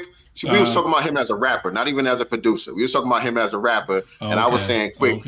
I was saying Quick is trash as a rapper. And I stand on that. Right. But his, I understand. His music. I understand who DJ music. Quick is and what he means to the culture, especially for my West Coast people. I understand who he is and what he means for the culture. So I got love and respect for DJ Quick. Quick, none of his stuff that I go to. You know what I'm saying? You're not going to see me riding around listening to DJ Quick. Right. You know what I'm saying? Well, but I understand who Quick is and what he means and represents to the culture. Right. I'm gonna be honest. Like I told you, I say for the family tonight. You know, I was definitely a Quick supporter. Balancing Options is one of my favorite Quick albums. You know what I mean? Just the musicality and the fact that, his arrangements and the fact that he's a true musician. His song structures. I never looked at Quick for bars. Like, we from New York, we look for bars, right? But he made good songs. He gave you the funk. He gave you the soul. And he made party records too. You know, he made you feel good. And he incorporated flutes and different stuff. It wasn't playing at our parties. No, we didn't rock that in our parties, but you know, I listened to Quick in the car, I listened to Quick in the house. I was rocking Quick, man. You know, I ain't gonna front. Quick has some joints. That Ballads and the Options album is a classic for me. That's just me, and I'm on the East, so. Nah, it ain't just you. Know what I mean? It ain't just you. Trust me, it ain't just you. A lot of people come from my neck over that DJ Quick shit, so it ain't just you. I rock with it, man. At first, I was like, "Ooh, this is crazy." So you know, I used to listen to some of the interludes, and the musicianship was just out of this world, you know. And it really stood out to me as opposed to what was going on during that era. It was like we had all this gangster stuff. What he was making, like beautiful plush compositions, and you know, it was like a live band. And the fact that he was playing a lot of the stuff was amazing. That was the thing. He was actually playing them guitars. The joint he did for Tony, the song he did for Tony, the Let's Get Down record. I mean, he just had that. It was him and Raphael though, right? He produced it himself. He said he produced that for them. Yeah, it was certain records he did, man. Just really stood the test of time, man. Oh yeah, what songs he did for the game? Yeah, I think you're right, Stan Foster, on that one. He do got some fire shits for the game. Yeah, I forgot. Yeah, he got some stuff, man. That's what I'm saying. But you got to be able to dig down. Like you be like, oh man. So let me ask you this, and I'm gonna ask you, and I'm asking the chat too, because I think we got some West Coast people in the chat besides Nicey Girl. So let me ask you this. DJ Quick or Daz Dillinger? Quick. I'm going with Quick. He said Quick. He said Quick too. I'm going with Quick, man. I love Daz, but I'm talking about like overall. I know more. I know more Daz stuff. I'm gonna go to more Daz stuff. You know why? Because Daz fizzled out to me. I'm gonna be honest with you. Like after that Death Row run, it was like he just fell. Like he had bangers in the beginning, and then he just like fizzled out. Quick always, even the stuff he did for Nipsey and different people, the stuff he did for Kendrick, he still stayed in the pocket. Don't forget, man. Daz did stuff for like T.I. and people like that too. Yeah, he did, but he's like he fell off to me, man. I'm sorry. He'll have a joint here and there. Daz he'll do a few albums. Like he got like last 3 albums is does to me. And then he'll come with a joint. You be like, oh, that's hard. Then the album come out, it might have 1 or 2 good records on it. You see what I'm saying? Daz is not consistent. He's not consistent enough. Sorry. All right, that's so cool. the problem. So cool. That was the DJ Quick. Look, we got Quick in the chat. We got Quick in the chat. Look. Yeah, people saying Quick. People saying man. Quick. Gotta give it to Quick. People are saying Quick. Yeah. E.T. Gold saying Quick. Nicey Girl saying Quick. Second Ezra saying Quick. Nobody saying Daz. Everybody saying Quick. Quick is all day. Everybody saying Quick. Yeah, all but day. For me, you know, I think Daz did Ambitions as a rider. I mean, that's early in the game. You know what I'm saying? Like I said, that Death Row, he did the Chronic. Him and Warren G did the Chronic. Doggy and Style. Dr. Dre, nigga. Stop trying to take credit from Dr. Dre. No. I don't know how much Dre did. This is my thing. I don't know how much Dre did. This is the reason why Warren G said he produced. You don't want to let me talk. Warren G said he produced most of that Chronic album. And I don't think he's lying. Where's the clips? Let me get the receipts. I'll send them to you. Please, I don't think send he's me the lying. receipts. I don't think send me the Warren G's receipts. lying. I never heard him say that. But listen, this is the reason why I asked you in the beginning of the conversation the definition of ghost producer. Right. The definition of producer versus beat maker. The reason why I asked you for those definitions so we can be clear about what we're talking about. Now you making it seem like Dr. Dre was just smoking a cigar while everybody else was doing all the work, and he just took the credit. But another thing too, you got to understand when you talk Dr. Dre about got his hands dirty. Another thing you got to understand also, Dre may have not produced those records. He may have mixed those records, and then also from the standpoint of branding, if my name is big on the marquee, then we're gonna go with my name. I don't care who produced whatever in the can. I was gonna say that earlier. That's another thing with Dre. I was Dre going to say that earlier. Dre's that always makes sense branded business-wise. Yeah, Dre's always branded his name. You know what I'm saying? So That- yeah, Warren G said it. I didn't get any money and I didn't get the credit, but I did those songs for him as something to contribute to the overall team. But he's not happy the fact that he didn't get his credit and he didn't get anything from it. Now again, like He's I not said happy earlier, about that. like I said earlier, if you agreed to that arrangement in the beginning, I'm not saying he did. I don't know what the arrangement was, but I'm just saying, if you agreed to that, if the arrangement was, look, it's going to sell more records with my name on it. I'm Dr. Dre. You know, we already got the brand over here, Death Row and all that. If my name is on it, it looks better to the audience. And if you agreed to that, sit your ass down somewhere. Right. Well, you know what I'm saying? You got to eat crow. If you don't have the right to come back years later and complain.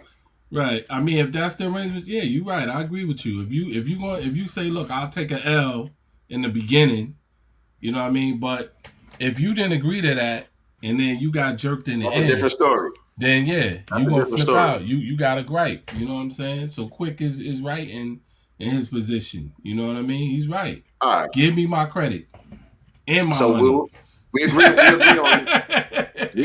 that. We agree on that part. So let's switch to Kanye West now, because similar to Dr. Dre, you trying to take Kanye West down a peg because of people like Mike Dean contributing and John Bryan and 88 Keys, who a lot of people don't even mention.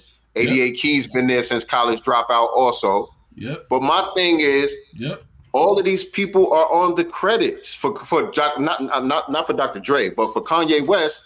He gives everybody credit. If you was in the studio and you went to the store to get a cup of coffee, your name is on the credits. That's the type of dude Kanye West is. If you push one button, if you gave us one idea, Kanye West gives everybody credit that they probably don't even deserve. And to me, that raises his stake as a producer because, again, producing, it's your overall vision of the finished product. Right. He's the one that's bringing everybody together, like I said, with James Brown. Right. James Brown got all these musicians together, but it's him that's orchestrating it. Right. He's the one saying on the one. No. Well, I respect that with James. You know what I'm saying? I respect that. I think with Kanye, you know, I think initially, you know, and Quincy Jones. Yeah, Quincy too. You know, Quincy is a composer and an arranger. You know what I'm saying? So, you know, and, you know, he was great at what he did. My thing is, like I said, if he's giving credit, fine. You know, we go with that. But I'm not rocking with nobody that's coming to the table and saying, I did everything by myself and it's all about me. And they got the guys in the background. Why you trying to take Yeezy down then? Because for me, I don't rank him as number one. I respect, but not for that reason. Not for that reason, though.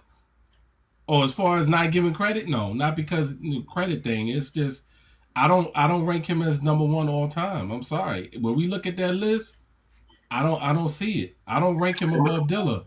I don't rank him above certain guys. I'm sorry. He just not. And the thing is, I even sent you the video. He said Dilla was the god. His you know what I'm saying? Yeah, exactly. Absolutely. So it's like, bro, like when it comes to not only arranging and composing but innovating, you got to put Dilla up there. Also a Madlib. These guys are like, even Madlib. He was like, yo, Kanye can't see Dilla. No way. He said not even on a drumming level. He's not on this level. Nah, Kanye said Jay Dilla got the best drums ever. Yeah, he's like, come on, man. He ain't on that level like that. Kanye said Jay Dilla got the best drums in hip hop. And Kanye used those drums. Right. And Dilla was a complete package. He arranged and he composed those songs. He made classic bodies of work. He didn't have 10 to 20 guys in the room with him. He was by himself making them joints. That's true. So that's true. You can say what you want. He also, you can say what you want. Say what you want. You can say that. I'm sorry, D-Dot. I'm sorry, D-Dot. You had 8 new dudes in the room. Sorry. Y'all was trading samples. Sorry. Dilla was in that basement by himself composing. Look, So let's keep it a bean. He was an innovator. He was an innovator. I want to respond to what you're saying. I want to respond to what you're saying. Okay. Dilla was in the basement by himself. He get, you know what I mean? It's no collaboration. It ain't no team. Nothing. He is all him. Right. Given. Now Kanye West is different. Kanye West got a whole team of people in the studio working on things. But Dilla doesn't have a beautiful dark fantasy. Kanye West does. That's what it takes to make that type of record. It takes bringing different geniuses together to make a record like Beautiful Dark Fantasy. Dilla has Fantastic Voyage Part 2. Dilla has like Water for Chocolate. Dilla has a lot of innovative records. Dilla has, actually, he was the premier guy on Mama's Gun. There's a lot of Voodoo. Yeah. Voodoo. Now, he's the hold on. Okay. Hold on a second. Mama's Gun and Voodoo. Mama's and I'll say in Voodoo too. All right, in Voodoo. Hold on. I'm sorry. I'll say it again. D'Angelo's Voodoo. I'll say it again. I'll say it again. All right. Okay. I'm bowing down. You know, there's a lot more. There's a lot more. There's a lot more. You don't want me to dig. You don't want me to dig, bro. Like, listen. When you bring up the Badu records, come on, man. Like, bro, I'm gonna bow down. Bro. But remember, them records he did for Tribe, like, come on, man, like, don't go there. Remember, like, he did those records by himself. By himself. Niggas don't like to compartmentalize. Niggas like to conflate and add other stuff on. Niggas tend to forget the conversation that we're having is strictly about rap. We said that. Did we not? We can go rap. We just talking about rap. We can go rap. All right. So, okay, if we gonna go rap, if we gonna go rap, you talking, okay, I'm talking just from a producer and an arranger standpoint. By himself, without a machine, by himself. And you also forget, he rapped his ass off. So if you want to go there, and he wrote all his, and Dilla wrote all his own raps. He wrote all his own, he rapped his ass off. Oh yeah, Dilla was nice, man. Yeah, he was nice. Dilla was nice with it, man. He was okay. You gonna give Kanye got 1 million ghostwriters. Dilla was he was self-contained. He was self-contained. I don't put Kanye in the top 5 rappers though. He was so then if you gonna go rap, all right, he's not better. Okay, but he's not okay. Production. Point blank, he wasn't. He's not better than Dilla. He's not better. He's not better. He's not better, but he's not better than Dilla. He got way more rap classics than Dilla.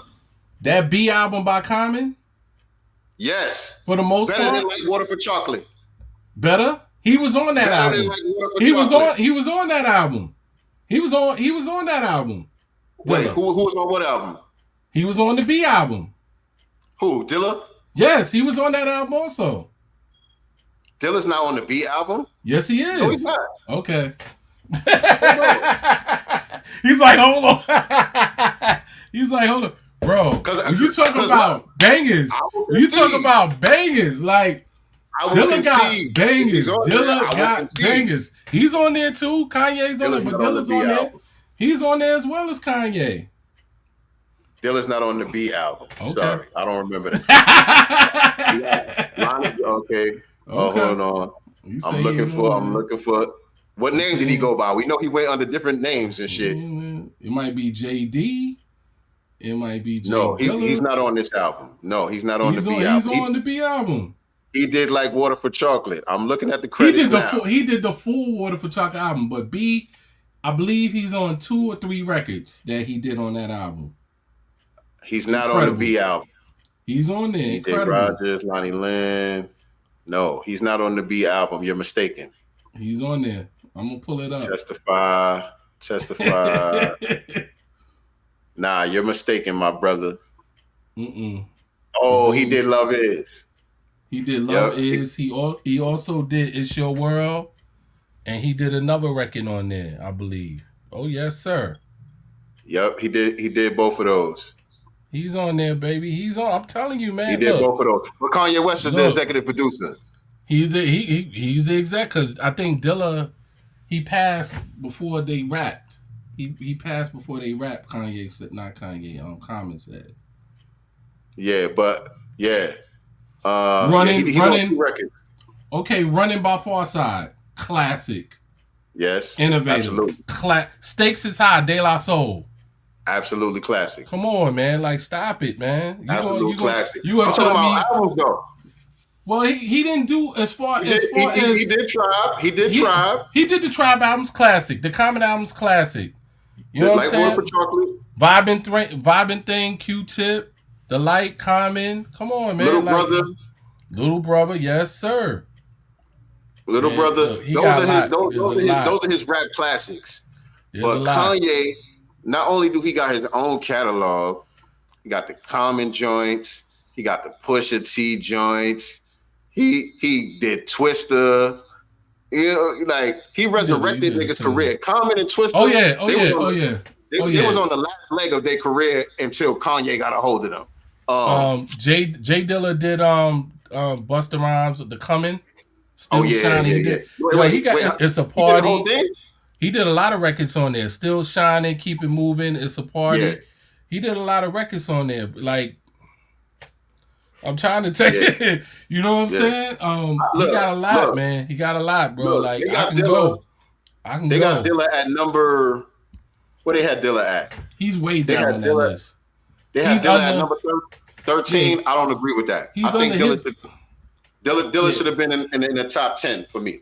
He's on the Hit Boy. He shouldn't be under no Hit Boy. He should be above Hit Boy. He should not. He should be above. Let me see who they got over him that I think he should have been above. He should have been above Hit Boy. Personal opinion, he should have been under DJ Paul and Juicy J. Even Larry Smith and Rick Rubin, I will put Dilla above them. He gotta be. I'm gonna be honest with you, man. When I look at that list right there, like as far as what I know, what he's done, and also his approach to the music and his skill set, actually composing those records by himself, he's to me top 3, top 4. That's me, and that's why for me, his innovation, his creativity, and his skill set, and the records that he was able to create. And the history that he was able to make with those records, he's top 3, top 4 to me. Who you had at number 1? I didn't even put anybody at number 1. But you gotta pick one. The greatest producer of all time. You gotta pick one. For me, either one person or one team, because you could say Bomb Squad. I did say the Bomb Squad because of the impact of what they made to the culture and innovation that they brought to the game. I did say the Bomb Squad. So I would say I know RZA, I know Premier, I know the Bomb Squad, and I know Dilla. And I would say number 4 is going to be Mad Lib. So you strictly boom bap. You would say you don't got nothing outside of the boom bap realm. That I feel like should be top 5 or number 1? That you would put up there like that, yeah. I like Robert Glasper. As far as you know, outside of boom bap, just rap. Talking about rap production. Though. Oh man. It's okay if it's just boom bap shit. We from New York. I mean, I like other things, but I mean, I wouldn't put them up there on that scale. Like I like other production. I mean, you know, I love Organized Noise. I love a lot of those other guys, but I mean, I'm not gonna put them like they had that. You know, like on that level. You know what I mean? I don't care what style. Like, you know, I mess with them. I listen to Metro. I listen to everything. You know what I mean? But over time, like if you we've lived through these eras, so we know the impact. We were there when those albums came out. We were there when they dropped those albums. We were there when those songs came out. I was there when, you know, when Slum Village dropped. I know what it was. I know what it was like. I know what was going on in the culture. You know what I mean? But look, the reason why I pick Kanye West as number 1, and mind you, I'm not saying he's the best. I'm saying he's my favorite. Right. That's not the same thing, right? My top three, again, Kanye West, the RZA, and Dr. Dre. I'm not saying they're the best. I'm just saying those are my favorite. But the reason why I put Kanye West at number one is because Kanye pushes the needle every time. None of his albums sound like the other one. He tries different things and he nails it. It's not like he be experimenting and it's hit or miss. He be nailing it. No, I'll be honest with you. Like, I mean, the last few albums, they've been like this to me. It ain't been like, oh, this is a classic, hands down. Donda? It'd be like, Donda, I like Donda. The last joint, I was like, it was all right. You know what I'm saying? Donda was the last joint. No. The church joint. The church joint. I don't count that. The gospel joint he did. Yeah, I don't count that. The gospel joint he did. Yeah, I agree with you on that. That's a throwaway. Yeah, it's like, yeah. You're all right. I ain't like it. You know I ain't like it. Actually, that was trash. Yeah, it's like you can innovate, but it still got to be good. It still gotta hold a standard. That's the only one that's the only thing in his catalog that I would say is trash, though. If you set a bar, you gotta maintain it. I don't care what style of production or whatever you gonna use. You still gotta maintain. He's done that. He has done that. He has done that. College Dropout, Late Registration, Graduation, 808s, Dark Fantasy. Now he pulled RZA. Didn't he pull RZA on Doc? He got RZA. Brought RZA for Dark Fantasy. He brought a lot of dudes in. He got RZA on Dark Fantasy and Watch the Throne. Yep, that's true. He brought Pete Rock on Watch the Throne. Yep. So that's what I'm saying. It's like they got their credit. They got their credit. That's fine. That's fine. But I can't just say you the man because you brought them in. You know what I mean? Dilla, like I said, I'll say it again. Dilla was a musician and he composed those songs, those classic songs, by himself in the comfort of his basement. And he still his MPC is sitting in the Smithsonian Museum right now. I don't know any other producer that has their MPC sitting in the museum right now. That has impacted the culture, has changed. Not only that, he changed the way live musicians play because of his time signatures and the way he placed his sounds. Robert Glasper and a lot of these guys said it. Once we heard the production innovation of Dilla, we switched up how we was playing. Our chords, our bass lines, and our drums. I want to play that one joint from Red Hot Chili Peppers. Yeah. I want to play that joint because that will definitely show what you're saying about the impact of Jay Dilla. Let me see if I can find that. Let me see if I can find that. And that's somebody. What I loved about it, it was somebody who's totally outside of the scope of hip hop. You know what I mean? But we know Red Hot Chili Peppers, though, they have a heavy hip hop influence on their sound. Yeah, they do. But it was like interesting that he was impacted in that way. You know what I'm saying? Like out of all the artists in our culture, he was impacted by Dilla in that way. You know, and he didn't know about Dilla until late. Yes. He came late to the party. Yes. Hold on. Where is that joint? Not that. Oh, here it go, right here. Let me show y'all this. This is important.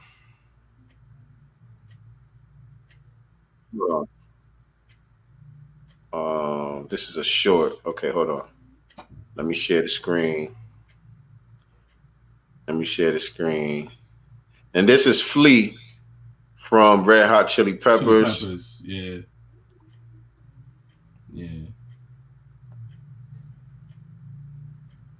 And they're a dope ass band too, by the way. I think he's an absolutely transcendent, phenomenal musician. I didn't really know about him when he was doing it. You know, he died really young, Jay Dilla. He had a blood disease or something. He just made his stuff like basically in his bedroom. He made all this stuff with, samplers and records that he loved. And I listened to this record, this rough draft record. And I was in Big Sur by myself, and I was like had it in headphones, and I was walking around on these trails through the mountains, just listening to it, and it just like touched this thing in me so deeply. I remember I just couldn't stop crying. It was so powerful. Like, I really love this a lot. So yeah, Dilla is special. Yeah, he's special. And you know, that's just a testament to, you know, how much of an impact he had on multiple cultures. And another thing about Dilla people don't realize, I mean the real heads know, is that he switched up his style production every time. Like he went through, you know, he went through a Middle Eastern style. He did soul samples. He did a lot of different styles of production, man, incorporated in his sound. He could stretch so many different levels, and if you are really a Dilla head, you understand what I'm saying. Like Donuts, he made that Donuts album on his deathbed in the hospital. Right. You know, so come on, man. What's seeing that? You know what I mean? You made that. You died making that. You made the last Donut record. I think it was a day or two before he passed away. So it's like you gotta. There's levels, man. There's levels. There's levels. Talking about ghost producing, nigga. Like this nigga literally damn near ghost. He's dying and he's got an MPC in his bed and he's making the record. Yeah. Now I want to ask you this. Being that this list that they came up with, or that Mike D came up with, because I didn't even see Coop's list, but being that this list that they came up with strictly based off of rap, how do you feel about Timbaland not being on the list at all? Well, one thing you did mention was that Timbaland started, which he wasn't a hip hop or a rap producer initially. I understand that his history is that he came out of the Devontae Swing camp, the Jodeci camp. Missy and him, they were part of that team, songwriting and production. So he did a lot of early, R&B produced songs, like when we heard Pony by Genuine and Aaliyah stuff, and a lot of early Jodeci stuff. So as he progressed and as he got bigger, then a lot of rappers started jumping on his beats, and then he started working and collabing with a lot of different rappers. He had Magoo and he had Missy, and he worked with Jay-Z, and the list goes on, right? He did records with Nas, and he did records with all these different rappers, right? But he, and then, he did some stuff, with Kanye and them after the fact, but he wasn't initially a rap producer. You know what I mean? Oh, Dilla's number one. Okay. Dilla's number one. Okay. I think the problem with Timbaland is he didn't produce a full length rap album. He didn't oversee a full rap album that we can consider a classic. True. You know what I'm saying? The most he's done was on Jay-Z's Volume 3, Star Carter Volume 3, and the Magna Carta album. And both of those are at the bottom of Jay-Z's catalog in most people's opinion. Right. You know what I'm saying? So I'm okay with Timbaland not being on the list, although a lot of people were saying, how they don't got Timbaland on here? How they don't got Scott Storch on here? That's another one. Scott Storch. He contributed to a lot of Dr. Dre records, a lot of Timbaland records, a lot of who else did he collaborate with heavy? Big records that he's all over. Lean Back. Yeah, Fat Joe Lean Back. But he initially was working with a lot of R&B artists, Janet Jackson's and Christina Aguilera's, and those were his original people. And then he started morphing into the 50 Cents and the Dr. Dre's, and he did still. He's incredible, as far as musicianship. He originally started as a keyboardist for the Roots band. Right. You know what I mean? And then he went off and started doing production. And that's how he started. Battle Cat. He's done a lot of West Coast, even Ghost stuff he's done, in his career. A lot of stuff. Ghostface? No, I'm saying a lot of Ghost production too, Battle Cat. Oh. But you know what? With Battle Cat, I think as you just stated, he didn't make bodies of work, like full produced albums with his stamp on it to like, you know, generate his credibility on that list. And so people don't really consider him because when you look at his catalog, there's a lot of singles. And a lot of those singles didn't impact in that way. You know what I mean? So Battle Cat is not going to be on a list like that. He's not. You say that so easily, but you go hard for Quick. I feel the same way. What you just described, that's DJ Quick. But DJ Quick had full body albums that impacted the scene. He had full produced albums. If you look at his discography, just him as an artist. West Coast, that's it. But East Coast people still like DJ Quick. Even if we didn't like him, what I'm saying to you, even though a lot of us wasn't into him for lyrics, songs we liked, production we liked, and we was rocking with it. I'll be honest, I had at least the first 3 Quick albums. I had them. I'm gonna be honest. I didn't look at him as a lyrical dude. He wasn't a lyrical dude. But I enjoyed the album. I like 8-2, Compton's Most Wanted. More MCA. Him and MCA was battling. I liked them both.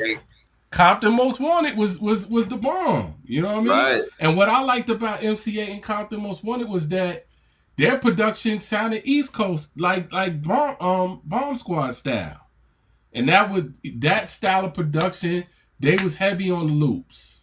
They was heavy on the drums. They was heavy on the loops with Compton Most Wanted. And MCA was cool. He had that cool voice. You know what I'm saying?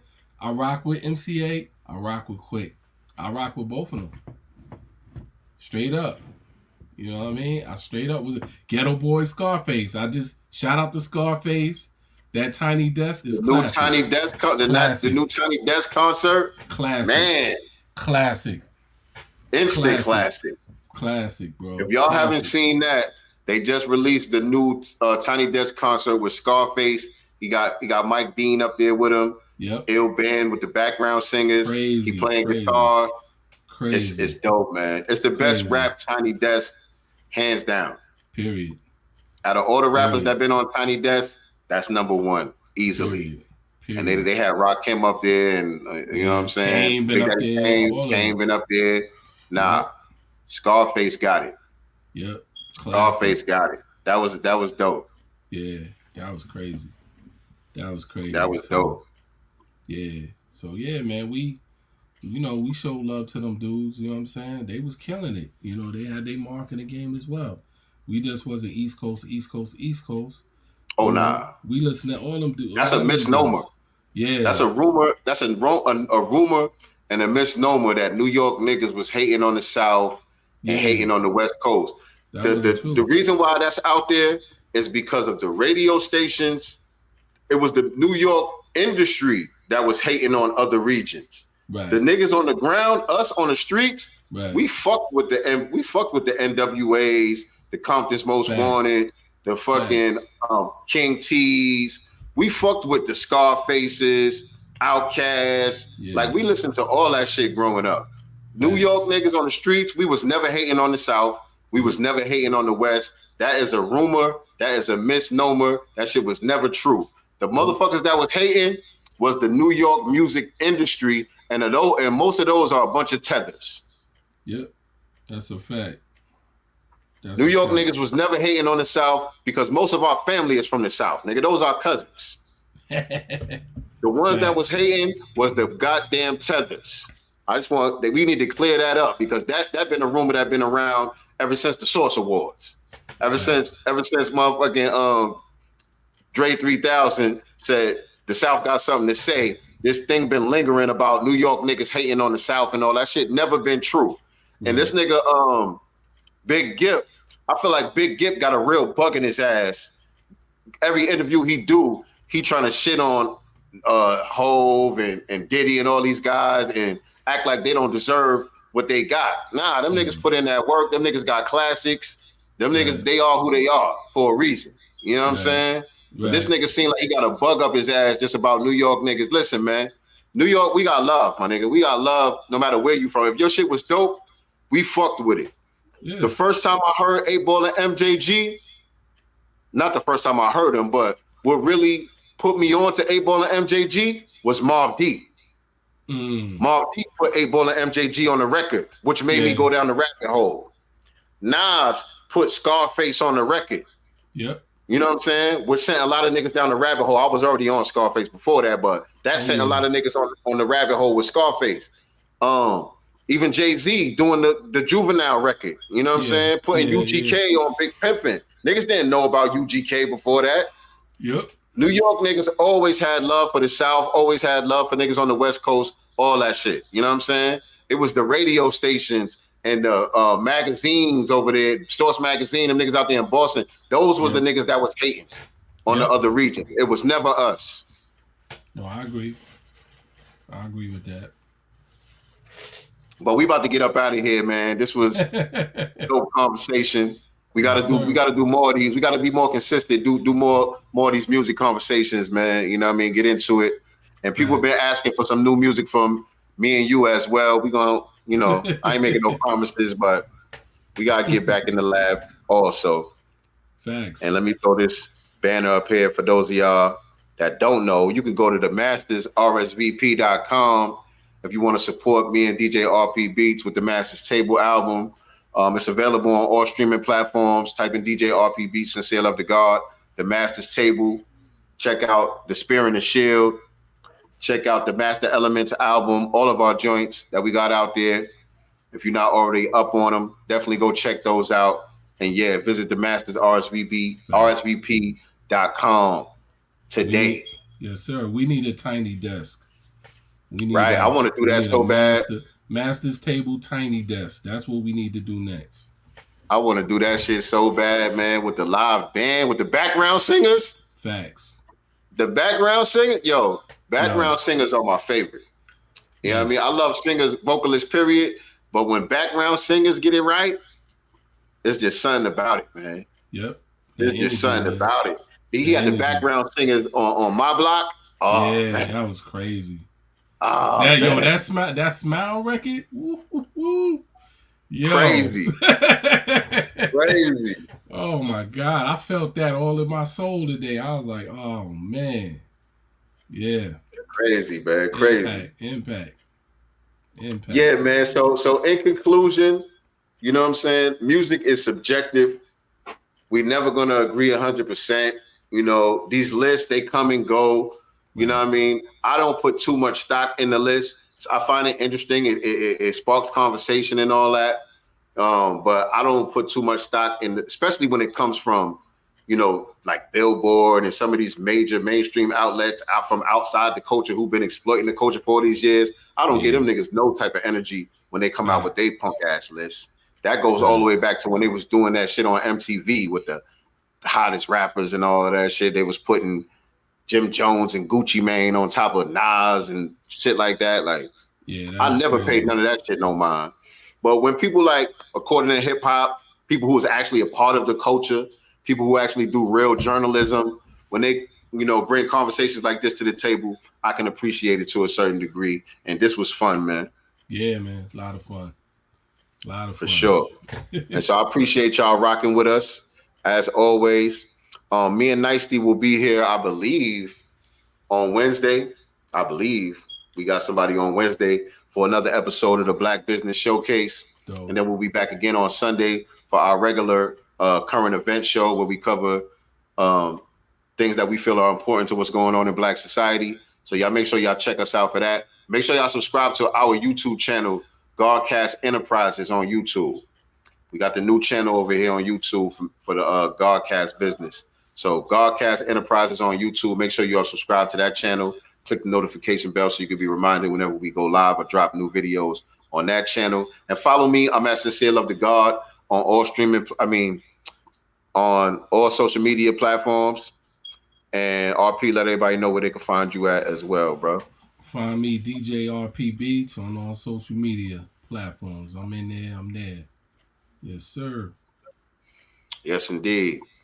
Any gigs coming up you want to promote? This is, still, the same. I know you're always working. just DJing, everywhere. Shout out to my peoples, man. I'm just moving around the weekends, man, all the time. I'm at Foodie Lounge in New Windsor. We do the Sunday brunches. Shout out to the family out there, and still moving around, man, enjoying it, man, playing the music, still loving it. Yes, indeed. Yes, indeed. All right, family, remember, man, we are not the master teachers. We are only the master students and signal boosters for the voices of the new black media. That being said, we are out of here. Peace. Black love. Peace. Yeah, like that. Let's see what's in the God's mind. Listen.